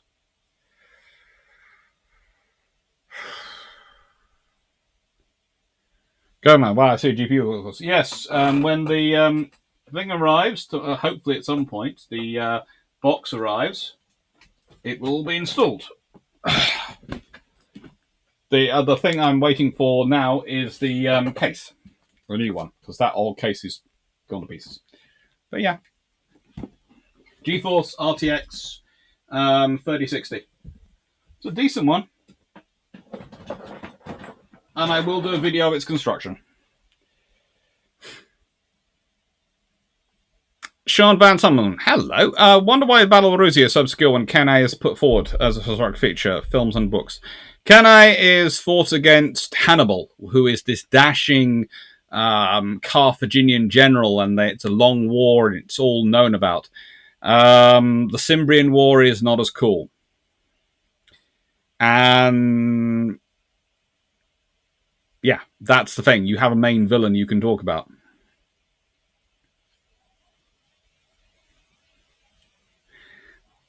Mm-hmm. Zero D source is going to be sort of the 1816, the 19th century source. You would expect to have done some bit more information, but no, Mommensen is not that good. But Mommensen is probably correct about what Maximus is doing, because why Maximus is voted motivated into action. That's fairly accurate in that one. I'm just not sure about his description of barbarians. It's one of those things. Again, you have a book which is very good in terms of understanding the Romans, not very good in terms of understanding their enemies. Now, it's between 10 and 12 legions. And as I've said earlier, legions had a standard strength of 4,500, but could be as much as 6,000. And they usually have an ally with them, which can be as little as 5,100, can be as many as 5,700, usually have a strength of roughly 5,500. So if you had 12 legions and they were all at 6,000 strength, you could have 72,000. But my thinking is that you probably have... Let's put it this way. I would say if you have an army of... Well, I reckon there are 12 legions there, and I'm going to say they're roughly at 4,500 strength, and at least ally. Then equivalent ally of 5,500, so you've got 12 times 10,000, you've got roughly 120,000 troops. That would be roughly about where I would expecting it to be. But honestly, I would, considering the event and considering the size of the forces they're dealing with, I wouldn't be surprised if you're dealing with forces which are stronger than that. I wouldn't be surprised if you're dealing with 12 times 13,000, as they originally decided, which would be, well, 12 times 13,000 is, of course, 156,000 troops. Considering what the force they're taking on, which is at least 200,000 strong, could be stronger, especially if any Ambron allies shown up, yeah, I wouldn't be surprised. And we have multiple sources putting the losses at roughly 80,000 soldiers, including this, and 40,000 supporters and campers. And normally, the rough rule of figure for supporters and camp followers in this period is roughly a little bit over 50% of whatever soldiery is. So if the soldiery is 120,000, there are 60,000. If the soldiery is 156,000, there could be, 78,000. And if you're talking about 78,000, you could be talking a total force of 228 plus that, 234,000 troops or personnel there. It's a lot of people in those two armies. For whatever reason, Scipio attacks. Scipio has the veteran army, and they get wiped out. And then his empty camp gets taken by the Cimbrian Teutons. So they get all the supplies they can find in the camp. And then, using those supplies and using their own forces, they run on Maximus's troops. Maximus's troops are, of course, the most recently raised. And they've just watched an army get wiped out. And they, with the army, they were probably equivalent in strength to the Cimbrians and Teutons. Without the army, they're now outnumbered.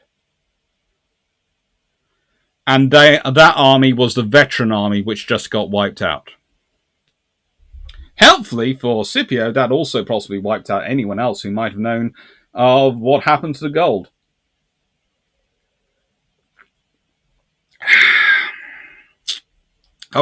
Barbarians immune to logistics. Not really, but imagine them kind of like Hunnic hordes, traveling in huge groups over a massive area, foraging, taking supplies as they go, and keep moving on.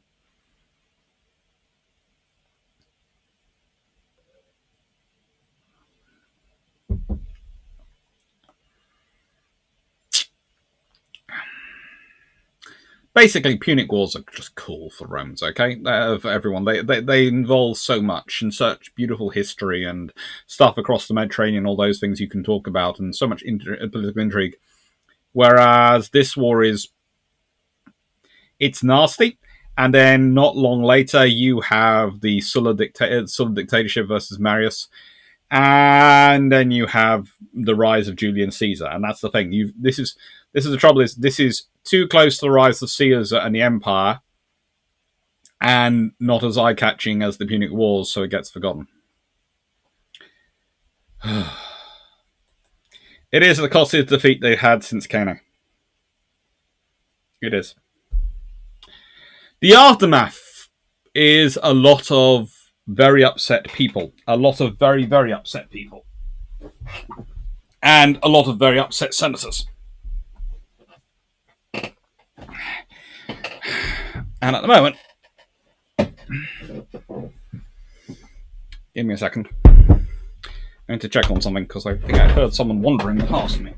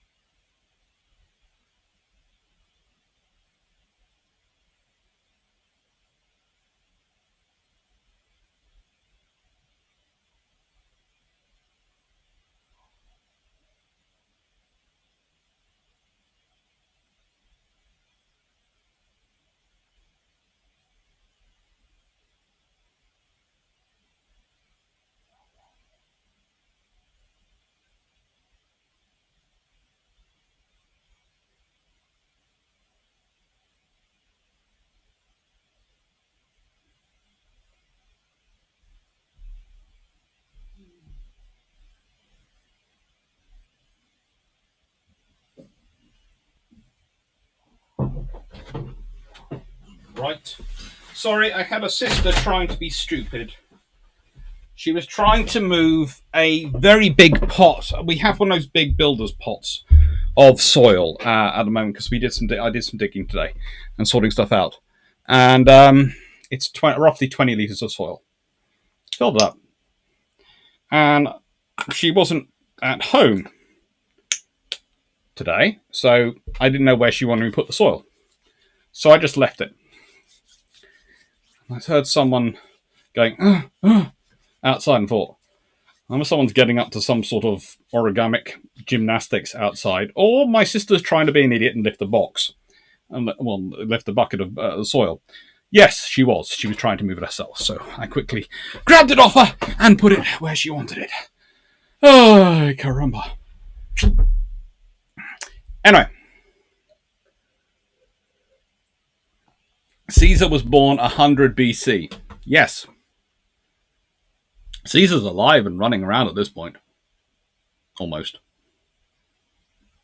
By the time this war is over, Caesar will be alive. Actually, no, yeah, brain. Sorry, brain. Confused after current song. Suspicious that anyone who knew where the gold is dead. I know, it's terrible, Knight 6831. It's terrible.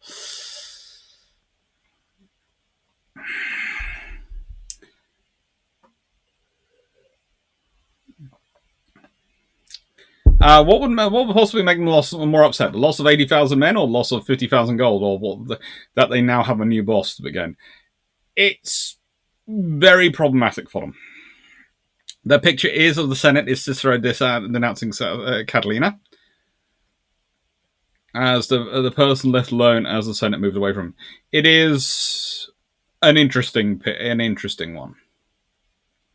It is an interesting one. But, life is life. The fact is, though, you had a massive battle take place, and you're going to have consequences. And the politicians panic. The Senate's panic when they hear about it. They pursue some legal actions and some illegal actions. The legal actions are both consul and proconsul are exiled. Sure. May I just say Scipio was an ass? I liked him. But depends which Scipio you're talking about. There are some who are good and some who are interesting. They were declared Acquae et Ignis Interdiction. And this is by the Special Bill of Rogation. Now, basically, Acquae et Ignis Interdiction means that you're not allowed water or fire within 800 miles of Rome. No one is allowed to give them to you. No one is allowed to provide you. So you cannot have food, cooked food. You cannot have a heat. And you cannot have water within 800 miles of Rome. Malleus had lost both his sons in the battle. Think about that. He lost his army, he lost his consulship, he lost both his sons in the battle. He survived. There are disputes of how he survived.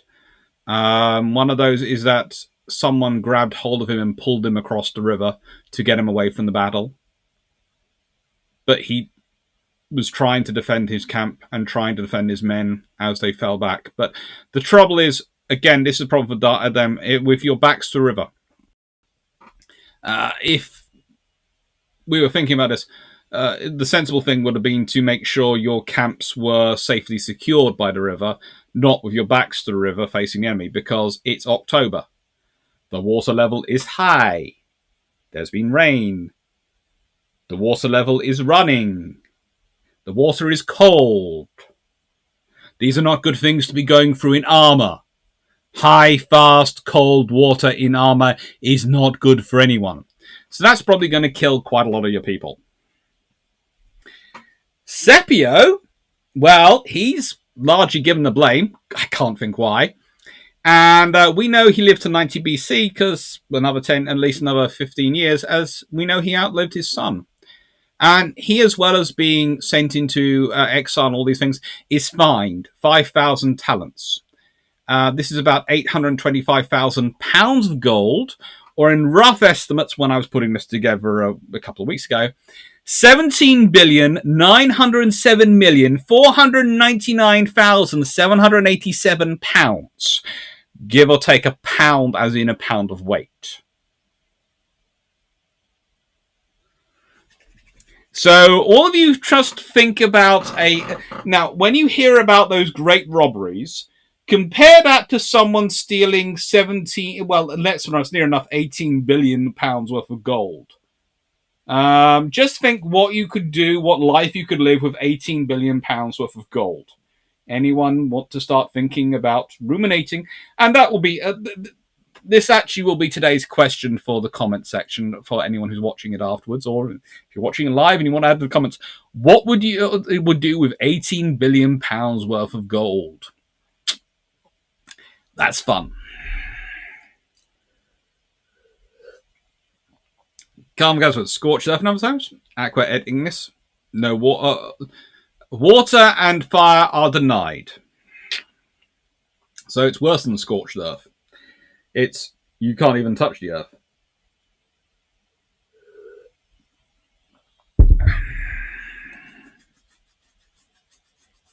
Yep, that's how much gold he was believed to have managed to make off with. So they basically said, you have to give us all the gold you took back. Oh. Yeah, 18 billion.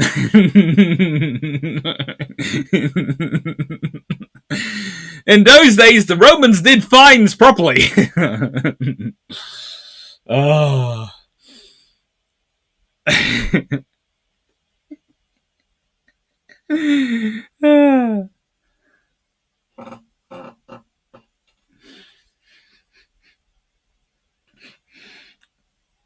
Could I build a water replica? Well, you could, but that wouldn't probably take 18 billion. That would take a lot less than 18 billion. HMS Verdun. So, what did they then do, which was illegal? Because this is always the interesting thing. It's amazing what political classes and parliaments, etc., will do when they find out when they are really backed up against the wall. They recall this guy called Gaius Marius.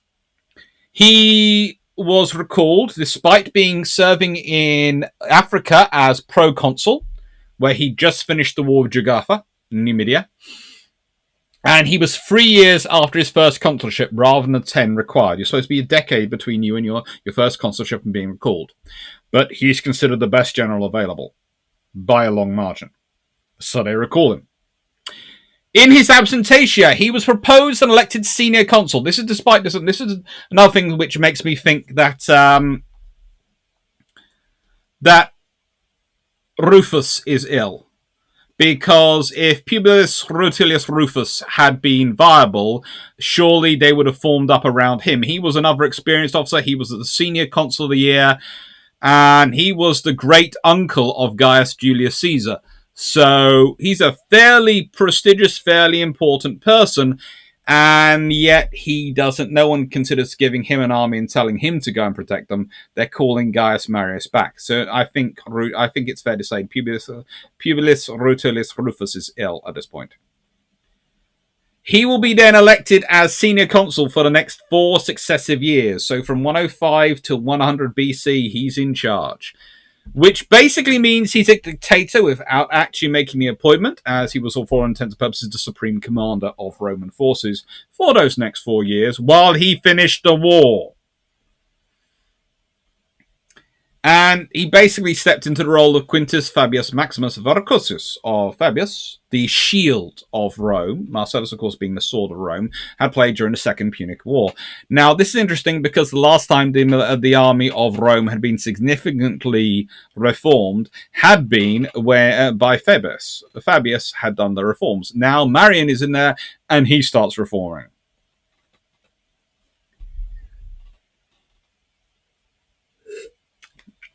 Melanie 64. Dr. Clarke, you can live the same life with 18 billion as you can with 1 billion.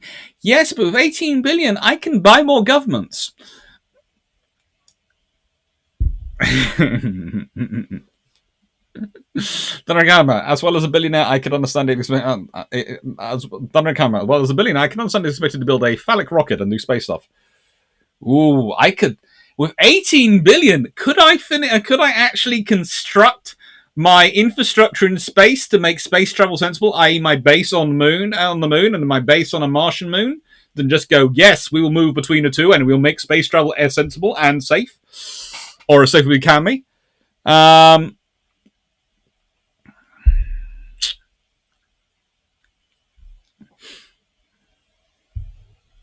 Then about 18 million, I could use a new side sword. The orange cats could have gold food balls. You think they would settle for gold food bowls? I'm sorry, if you're a billionaire, your cats are not settling for gold food bowls. They're settling for gold-plated personal butlers. Interesting. Why not a full dictatorship then? That would have given him too much power. They didn't want to make a dictator. They don't like dictators.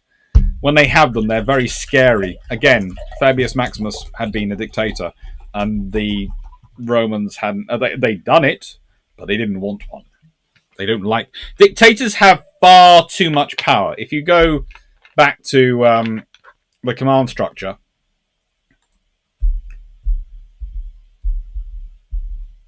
if you look at dictators, they have 24 lictors and they have a service limited to emergency, so they are basically in power until that task is completed. If you make them a consul, senior consul, and you just keep re-electing them, then you can get rid of them anytime you want, because you can just not re-elect them. But the trouble is, didn't know how long the emergency would last for, and that might give if he was dictator, he might have too much power for too long and could become king, or more importantly, might not necessarily serve the interests of their faction. They're calling him back. That doesn't mean they like him. They're calling him back because they need him.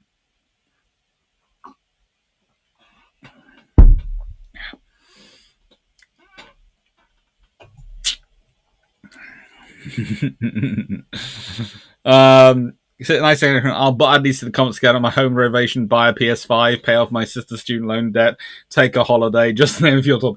Yeah, I would probably do quite a lot of that as well. Buy most of Cornwall and Scotland. You know.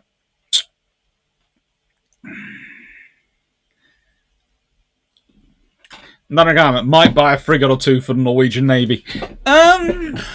Considering the cost of frigates, yeah, you could probably buy a couple and still have plenty of money left over.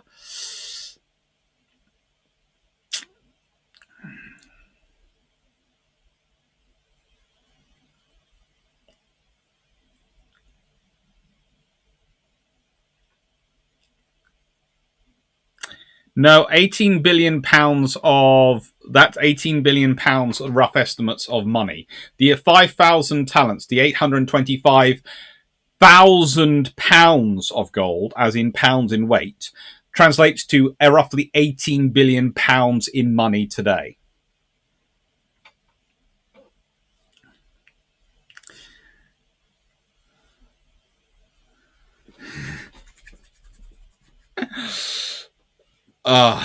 It's enough to be happy.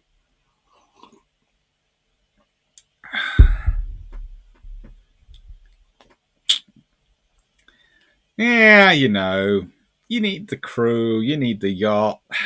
There again, you could have the yacht instead of a house. That's the thing, Melanie. You could become a denizen of the sea and declare yourself a tax nomad and just live off your yacht. Have a personal helicopter to ferry you to various business appointments when you need to go to them, but never have to pay taxes because, after all, you don't live in any country. You just inhabit the international waters of the sea. And back, how much would a third Queen Elizabeth cost? At the moment, probably about 3 billion, 4 billion.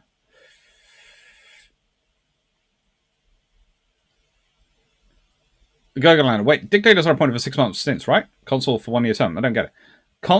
Dictators are not appointed for 6 months. Dictators are appointed till the disaster is dealt with, the emergency is over. That's a dictator. So they can be 6 months. They could be years. They sometimes appoint them with a time limit, but it's rare. Roman dictator.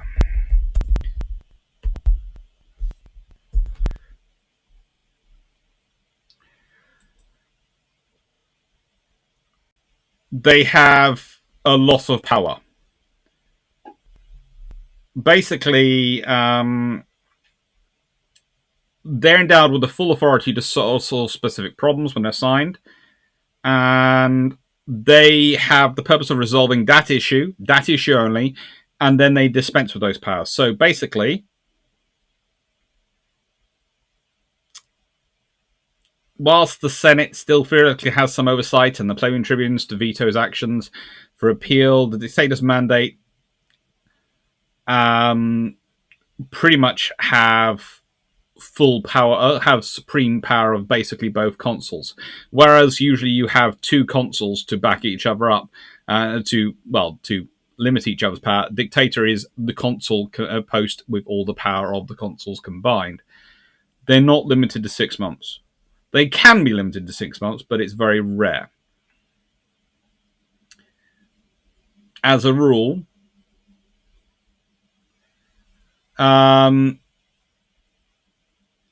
it depends on sources. And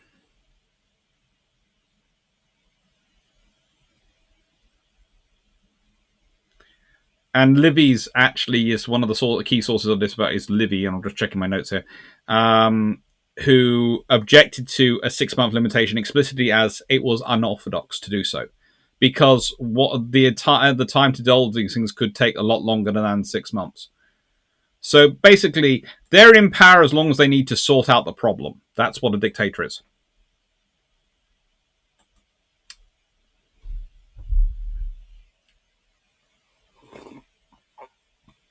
Anything wrong? You've got to register your vessel somewhere. I know. So I'm thinking the Cayman Islands.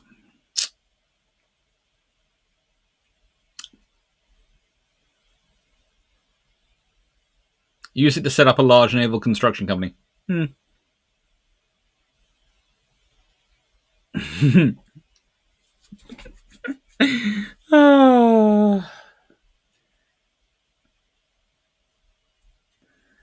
Yes, that's the other option. I could, of course, buy an island off Indonesia or somewhere like that, or Micronesia or something like that, and set up my own country to register her to.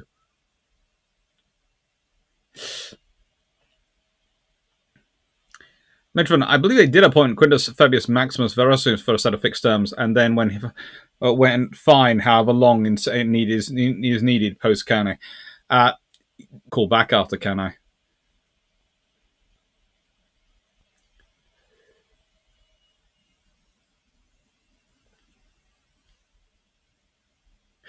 Anyway, so Gaius Marius is called back. And who is Gaius Marius? Who is the person who comes up with the Marian reform? Well, Gaius Marius is someone who is special in the nicest way. So, he is born somewhere around 157 years BC. He dies in 86 BC.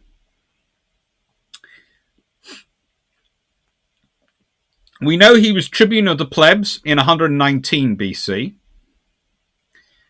And he was consul 107, 104 to 100 and 86 BC. He was married to the aunt of Julius Caesar.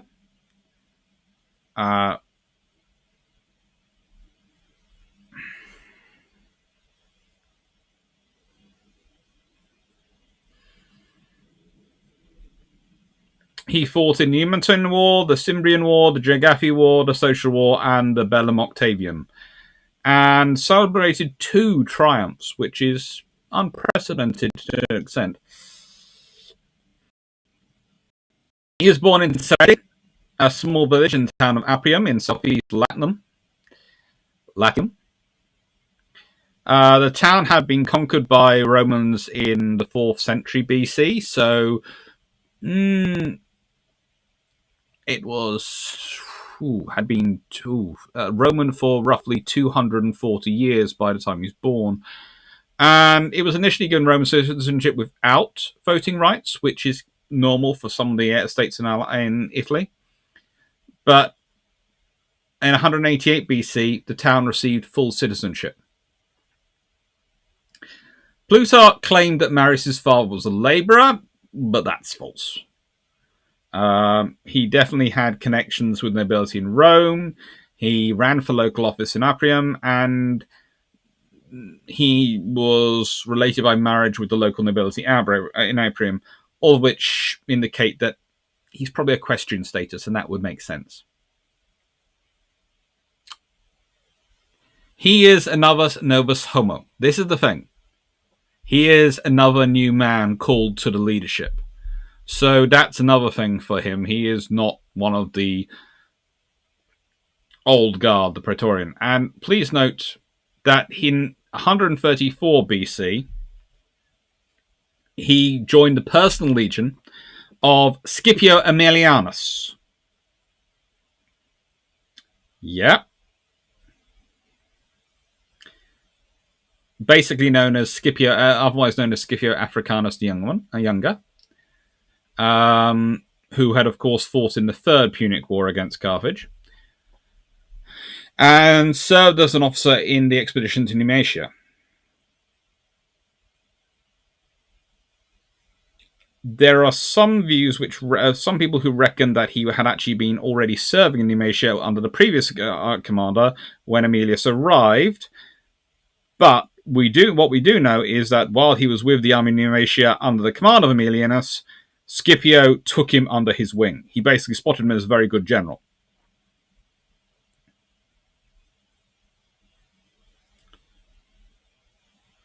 In fact, later in the campaign, Scipio is asked where Rome might find a worthy successor to him as their leading general. He had tapped Marius' shoulder and said, "Perhaps this is the man." I'm not quite sure, but certainly the Scipio Julii family seem to be interested in Marius at this point.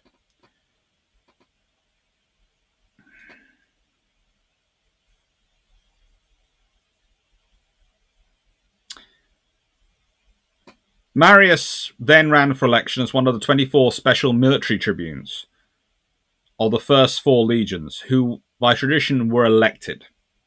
The rest were appointed by tradition by the magistrate raising legion, but the first 4 legions are elected.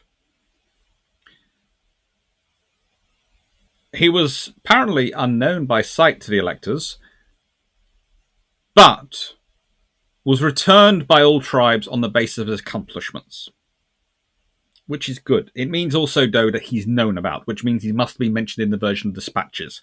So someone's been talking about them, and probably it's Scipio. And then after election, he served with Quintus Cecilius Metellus Barricus on the Balearic Islands, helping him win a triumph. He lost his run for election in Appium and then ran for quaestorship.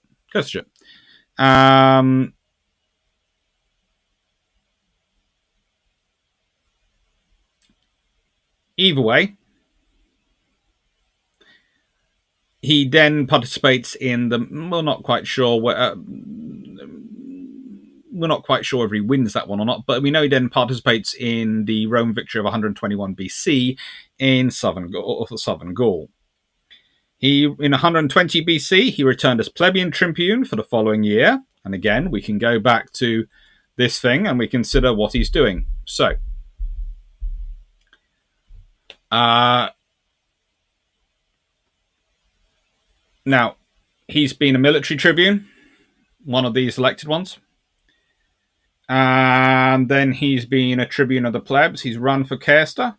When he's 30, he has to be at least 27 to go for tribune of plebs. That's fine. So where's he now going? He's probably going up the Equites route. That's what we know.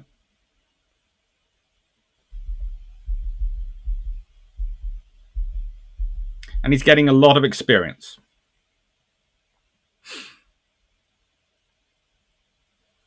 Now, at this point, he starts causing trouble for people.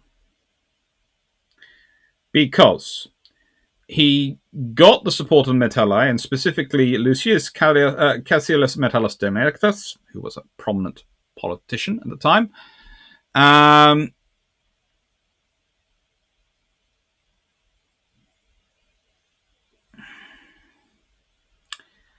basically, consuls often at this point wanted to get people campaign for candidates for the tribunate because it lowered the possibility of tribunes vetoing their or their exercising their vetoes and opposing their proposals. However, Marius then went against the wish of his tribunes and pushed through a law that restricted the interference of wealthy in the elections. In the 130s, voting by ballot had been introduced in elections for choosing magistrates and passing laws and deciding legal cases, replacing the early system of oral voting. The wealthy tried to influence the voting by inspecting the ballots. Marius passed a law narrowing the passages down which voters passed to cast their votes in order to prevent outsiders from harassing the electors or seeing who was voted for. So the idea was, when the ballots are being cast, instead of having space for two people to walk along the ballot, there was only space for one person for people to go in single file through. Rather an interesting idea, and it's thinking of how do you make the voting more honest by stopping people being able to walk alongside to see people voters, and it's where the origins of some of the laws we have today around polling stations and how close politicians are allowed to be to them, etc., when they're standing outside with their come from, and this is part of the initial reforms.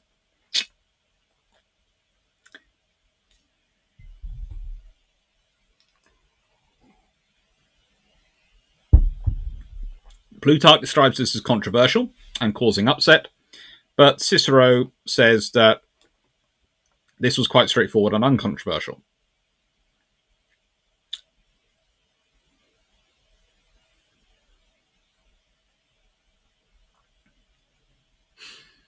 However, and Marion then also alienates the plebeians by, that's the people who've been popular with, by vetoing a bill for the expansion of the ever-popular grain dole.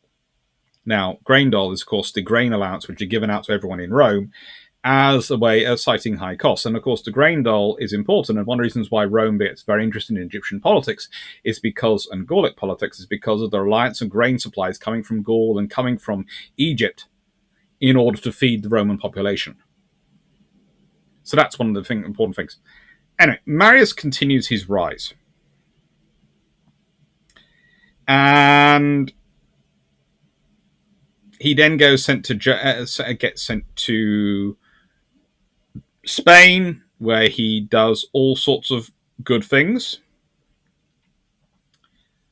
He returns from Spain with his personal wealth greatly enhanced in 113 BC at the beginning of the Cimbrian War. He receives no triumph, but he gets to marry Julia, who, of course, is the aunt of Julius Caesar.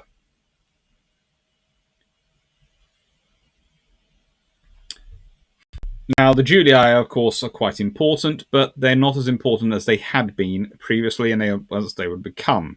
In this period, they found it hard to get beyond praetorship into the consulship. So they could get to praetor, but they didn't have the support to get a consul. So it's a mutually beneficial arrangement. Marius gains a patrician family entry. Julii receive money and energy. And he now has the status to go for praetor, and to go for consul. The Jugophene War starts in 112 BC. Numidian king killed off his half-brothers, massacred Italians in a civil war against them, and bribed Romans to support him in the Senate, but then the war starts. The first army sent to Numidia is bribed to withdraw. The second army was defeated and forced to pass under the yoke into humiliation. And this meant that,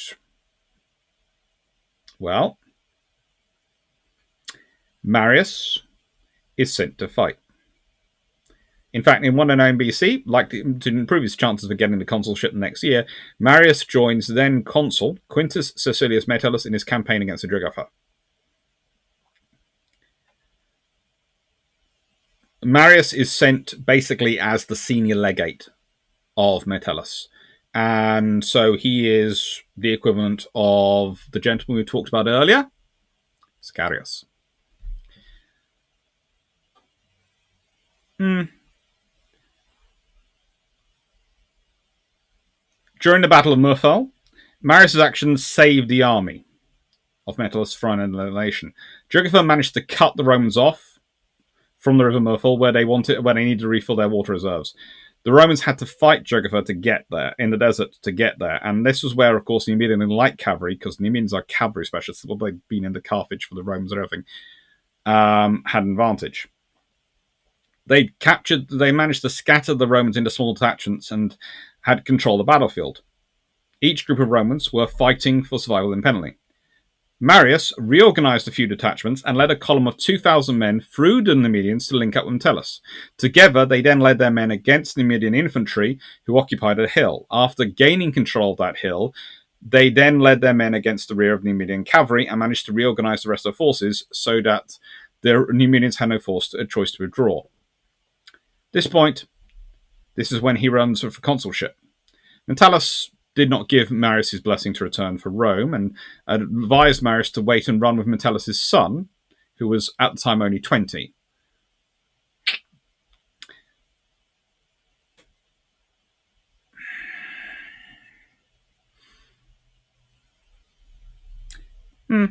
He wins. And then he returns eventually to Numidia and actually wins the war. And so he gets noted as the guy who can fight battles, who can win wars. And that's the important thing. That is what he's there for. And he's called back. Yeah, what I'm trying to make the point of here by giving you information about him is that he's not exactly popular. He is a novus homo. Again, the patrician families do not like them. He's being called to fight because they have no one better than him. They know he's good at his job at fighting, but they also don't want to make him a dictator. There is another difference with between him and Fabius.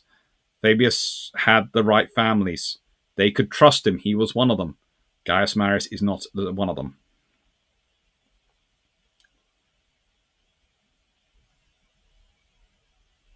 Mm-hmm.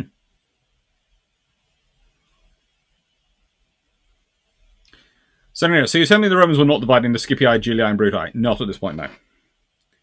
Not at any real point.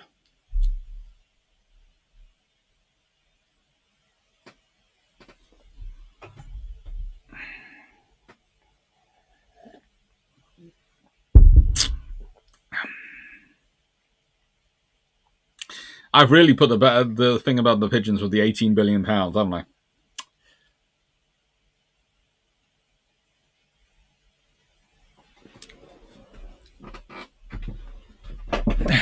It happens. You can still not be popular even when you win. So, no, the son at the time was 20, Metellus' son, and basically the idea was that Marius would run for consul alongside Metellus' son when Metellus' son could do it. So basically he'd have to wait another 20 odd years, was Metellus was telling him. It's always a problem when you have it. This is again sound like I'm procrastinating, but here's the point.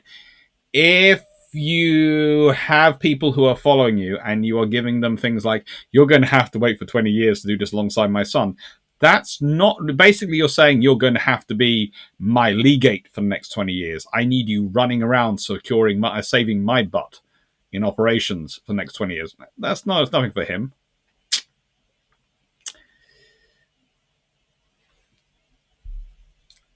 So it's the Romans going, I can't spare this man, he fights. Mm-hmm. Don't worry. So, the pre-reform army is divided into velites, the poorest. They are often the younger citizens and the ones from the poorest background. And the velites, they won't have a shield, a helmet, or armor. Probably not even a sword. And they will throw javelins and skirmishes and retreat through the line. Then you have the Hastii, who are the youngest. Okay? They can afford basic armor, small shield, and gladius sword, and they will be the front line. Then you have the real base of the legion, the Principes. They could afford a full set of high-quality armor, large shield, and bronze helmet in addition to a sword. They're the core of the legion. Now, you're probably looking at 20 to 40 years old, depending on their age group. There could be young ones, there could be experienced, there could be teenagers in there, so it could be as low as 12 in there, but most will not be. Hastii, you're looking at probably 16 to 20-year-olds, forming a large group of them. Maybe slightly older if they don't have as much money, but yeah. Principes. Well, if you're thinking about it, that is probably where you're going to get people of mine, Drax age group. We're roughly in our 30s. We have, you've seen Drakahema, you've seen Ahima, you've heard I've talked about fencing and other sort of experience. So you'd have experience, you'd be capable of doing what you need to do. You'd be in the Principes. Triarii. They are mostly the ones in their late 30s, early 40 to 50s. They are going to be rich. They are powerful. They are the most well-trained, most well-drilled, and the most experienced troops. If you if you add Triarii, i.e. fall back onto the Triarii or take it to the Triarii, that is the battle going to the hardest point. And then you have the Equites, who are rich citizens of the equestrian order. They could afford a horse. They're light cavalry who carried a one-handed light spear. Now, these are the pre-reform army. You notice something? They all supply their own equipment. So you're going to have variances of equipment, aren't you? You're also going to need a logistics support system which is going to reflect that, because you're going to have all those camp followers, all those people, because if I'm supplying my own equipment, then I have to. Then I'm going to follow the army to sell them that equipment.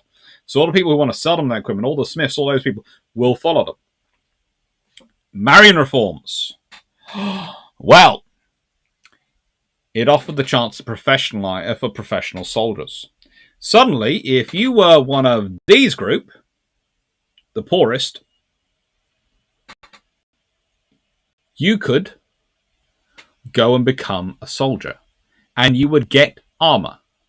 The Capitae Sensei, landless masses, had only really been recruited. They would be recruited for velites mainly, if they were recruited. At times of great peril. Now they were recruited. They are recruited with their weapons and armor provided by the state. So you're providing standardized weapons, standardized armor, which means you don't need a load of smiths with you. You just need enough to maintain the stuff you've got with you, and you're going to be sending it from home. Think about that. Marius also changes the pillar, the throwing spear, and changes other things to make things standardized. They were expected to carry their own equipment, and the state to supply them. So the idea of the legionnaire, as we understand it, starts to be made by this legionnaire who's carrying their own equipment.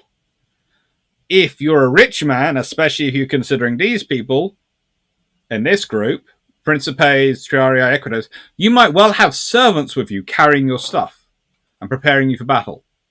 Remember that figure earlier when I was talking about? You'd have basically the half the army again as camp followers, etc. Servants, slaves, all those people, which is problematic.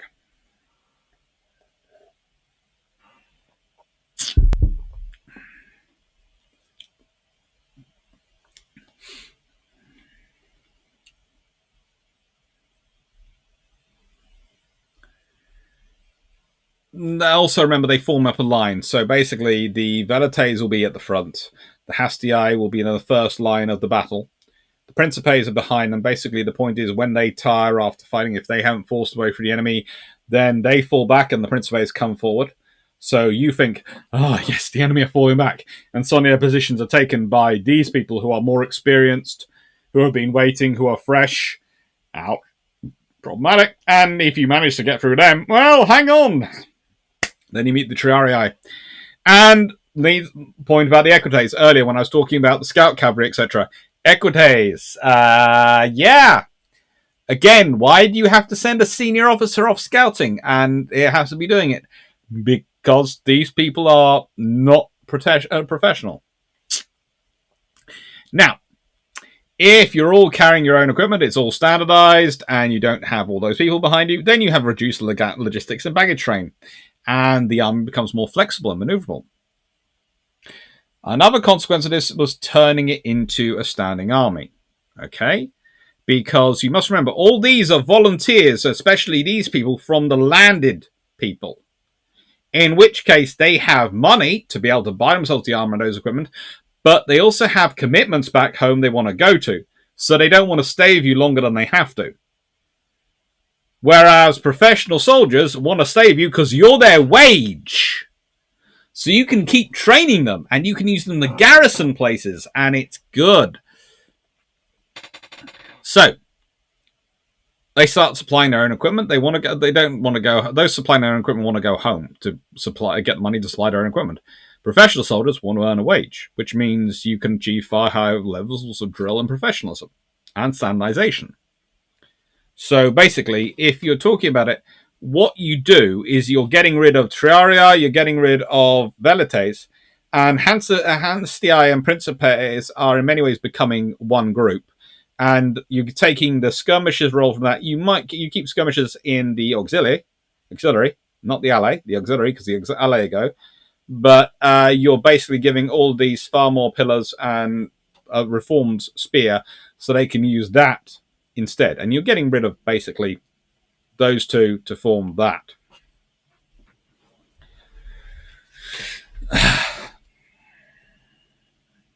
It's fun.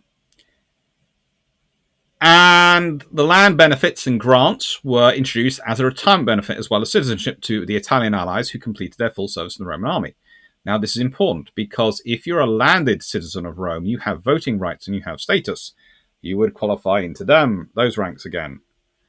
So if you're setting up veterans colonies of veterans of your campaigns who have retired honorably after victory, they are going to owe you their loyalty, which is one of the reasons people realize, and that becomes problematic. But B, they're going to fight with you for their full service. Now, why does this become problematic? Because very quickly it starts to occur to the troops that if their general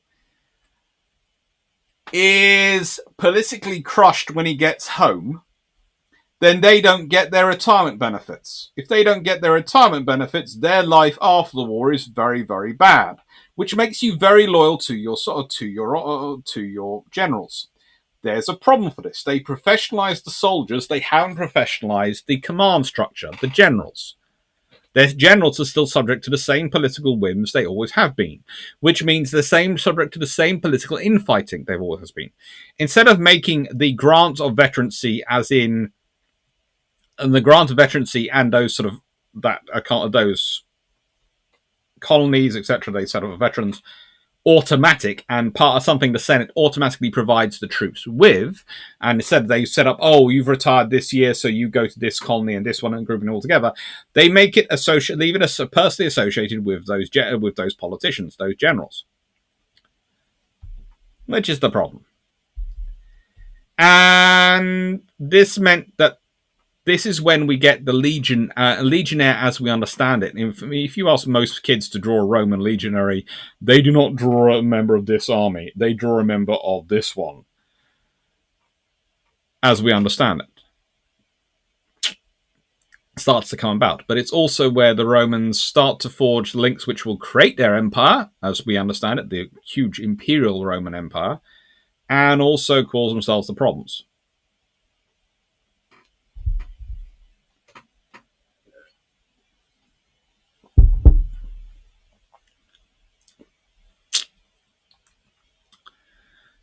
Changing logistics alone could have been most useful. Movement would have been far more rapid. Yeah, it was very, very useful. And Verdun, you have pointed out one of the problems. If you get to the Triarii being ambushed or destroyed, you are in trouble. And remember, in this battle, Arausio, they are. In Arausio, the Triarii get killed. The Triarii do their jobs of trying to hold the frigging line.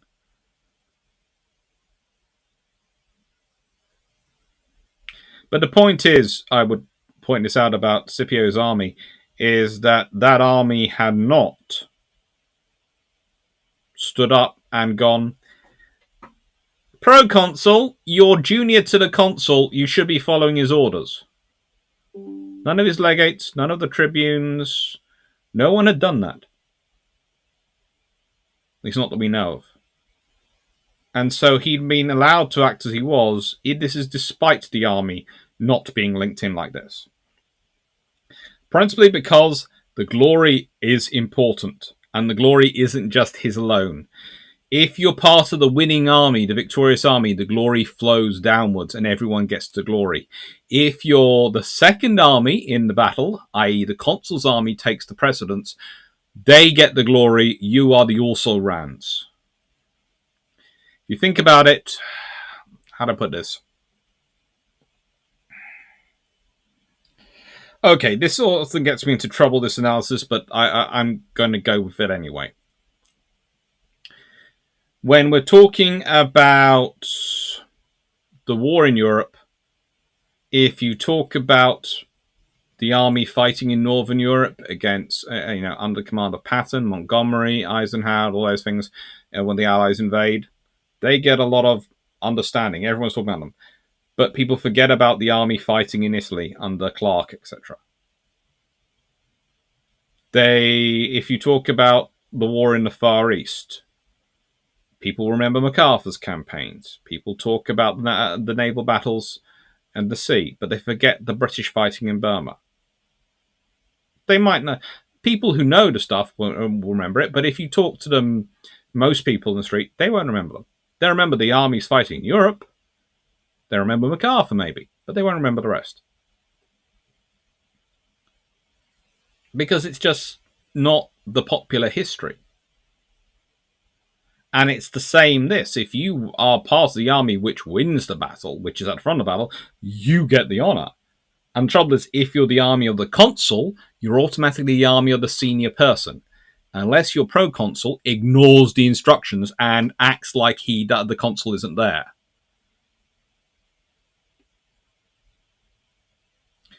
When you settle down after the campaign, imagine help stabilize an area there. All those soldiers who go out and live in Soronium, Glevium, Lindum Colony, etc.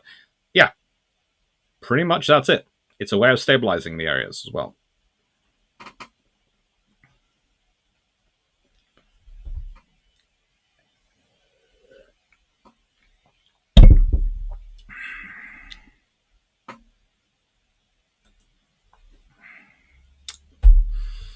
So, also the winning army is usually the one which loots the enemy camp. Yeah. So there's a financial incentive as well.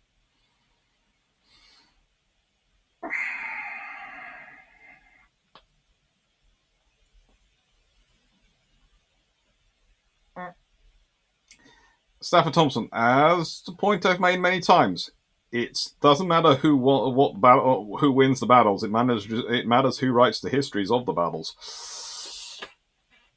If we want any more further proof of that, all we have to do is go back to this lovely account by Granius Lysianus and go, excuse me?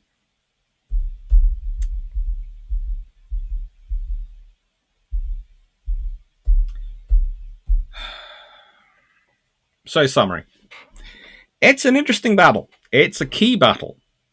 It's one you have to learn from. The lessons of it are timeless. It's command structures.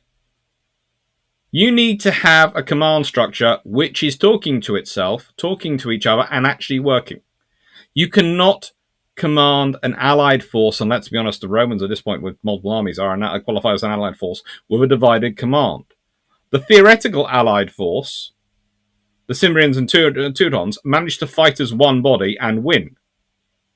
The Romans fight divided and lose. They're not just divided, they're actively, once one of their armies is actively undermining the efforts of the other army.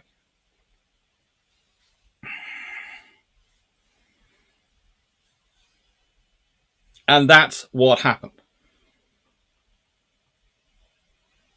Man, I have to admit, that's the big lesson. The other lesson of this one is, if you're going to then, as a result of this, professionalize your army, you better professionalize your officer corps. You better professionalize the entire structure and make sure they're all devoted to the state.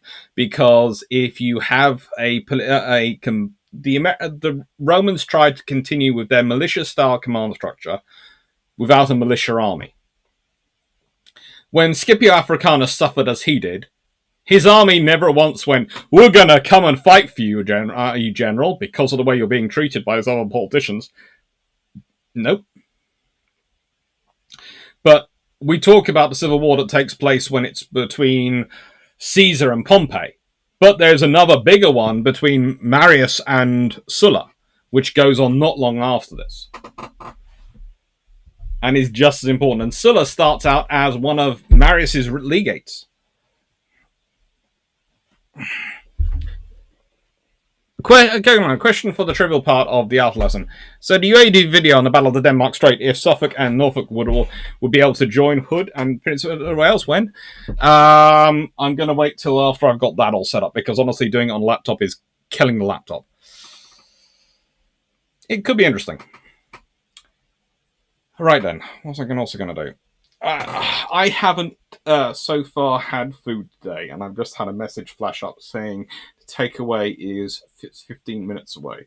So, I'm going to take questions on this for about the next 5 minutes, till about 9:30 my time, and then I'm going to go off and get food. Okay?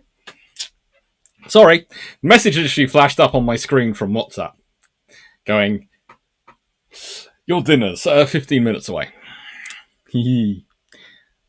So I hope you've enjoyed it. I know Romans are not the normal. The Roman land battles are not the normal for this channel, but I realize I run more of a war studies channel than I do naval history channel. It is naval history, but it's from a war studies perspective. And sometimes I jump into these battles because, honestly, this is a better illustration of this than naval operations. Because when it's a fleets combined together under an allied fleet, if they're sailing separately, then they're often not even part of the same battle. They've gone away. Whereas this one, they are part of the same battle.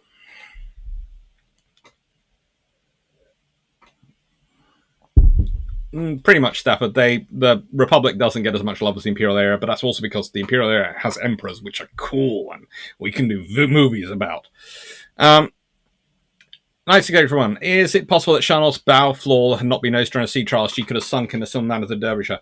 Probably not sunk, but could certainly have damaged herself and then been caught by the British.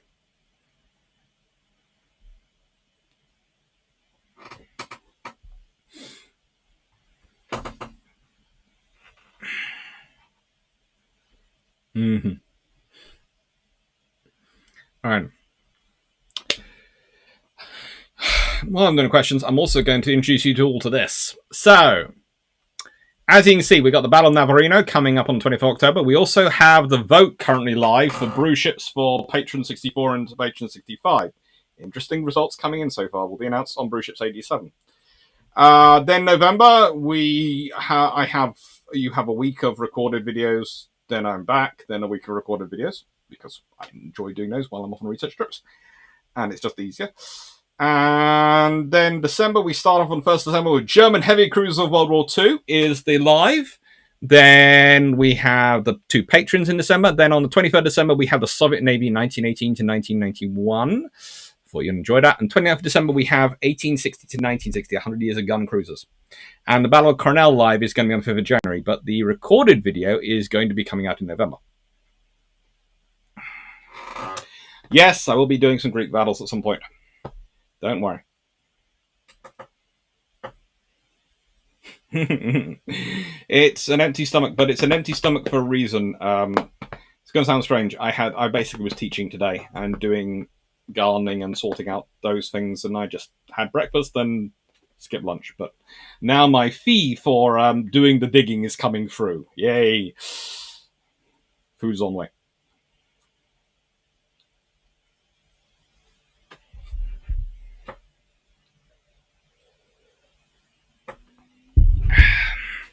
Battle Navarino is fun.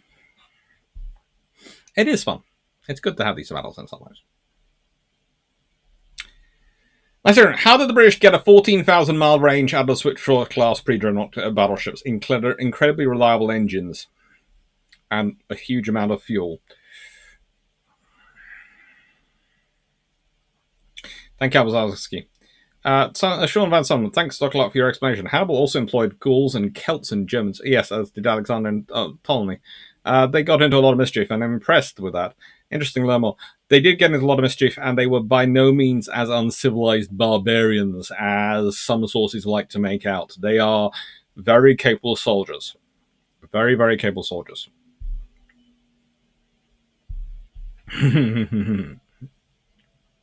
Yeah, I've got Chinese takeaway on the way. Yum. Thank you, John Shea. I'm hoping it's going to be fun. My plan currently is there will be a video out every single day of the Christmas period. There'll be a new video, and I will be doing my annual Christmas calendar on Twitter of 4 things coming out, 4 different Christmas themed tweets, which I do every year, a day. So there'll be a new video out every day, either a live or something, roughly 7 o'clock. That's the plan. And there'll be 60-second videos I'm hoping to get up every day. And basically, I'm planning on making sure you have lots of videos to do over Christmas period, because I realize a lot of people are lonely over Christmas. They don't have the joy of being completely surrounded by and deluged by family members turning up from all over the place with random stuff and going, can you fix this? Or, I got this and I need it in this for this. And I'm going, okay. So I therefore am trying to do as many videos as I can for people. So I hope this is good. Nice to know. Why does the Canopus class pre-dreadnought battleship have a range of 2,980 miles? Because they weren't as good as organizing that. They weren't as keen on those things at that point.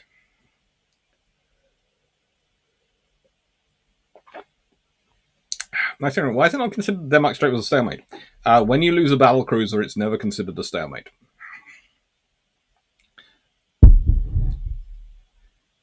And that Operation Rome was a short-term German victory, but a long-term costly British victory.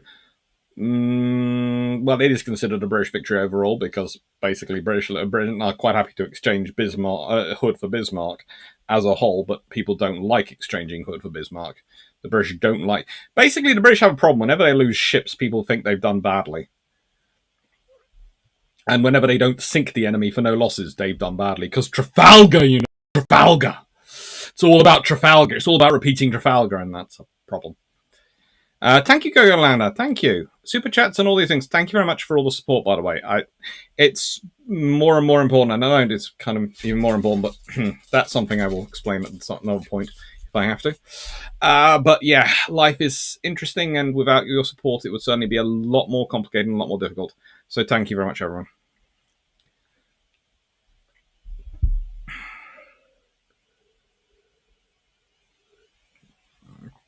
Enjoy Thanksgiving Sunday at Stafford. I hope you have lots of food and lots of fun.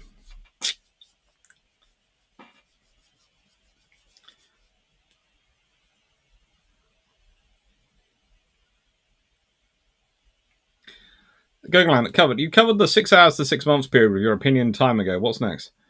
I'll probably work out 60 times 1 second videos. No, 60. Roughly 30 60-second videos for the entire Christmas period. But hey, maybe I might make it slightly more. And yeah, the rule of 6.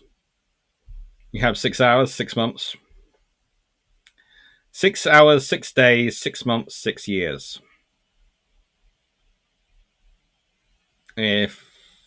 Yeah. Looks like someone's trying for the 6-year one at the moment. We'll leave that to one side, though. Nice. What is it about Hood's design makes it look so elegant? She's long. The longer a ship is, the more things are spread out, the more the lines look like they flow and look lovely. Basically, length is how you make it cool, and making it short and squat is how you make it practical sometimes. It's length, basically. Girls Fonks, part of my Christmas gifts is my pride from kids going to their parents for the day, so I'm going. Good luck with that one. Fine. Thank you very much, everyone. As said, I'm going to disappear now. And yeah, thank you. Take care, everyone.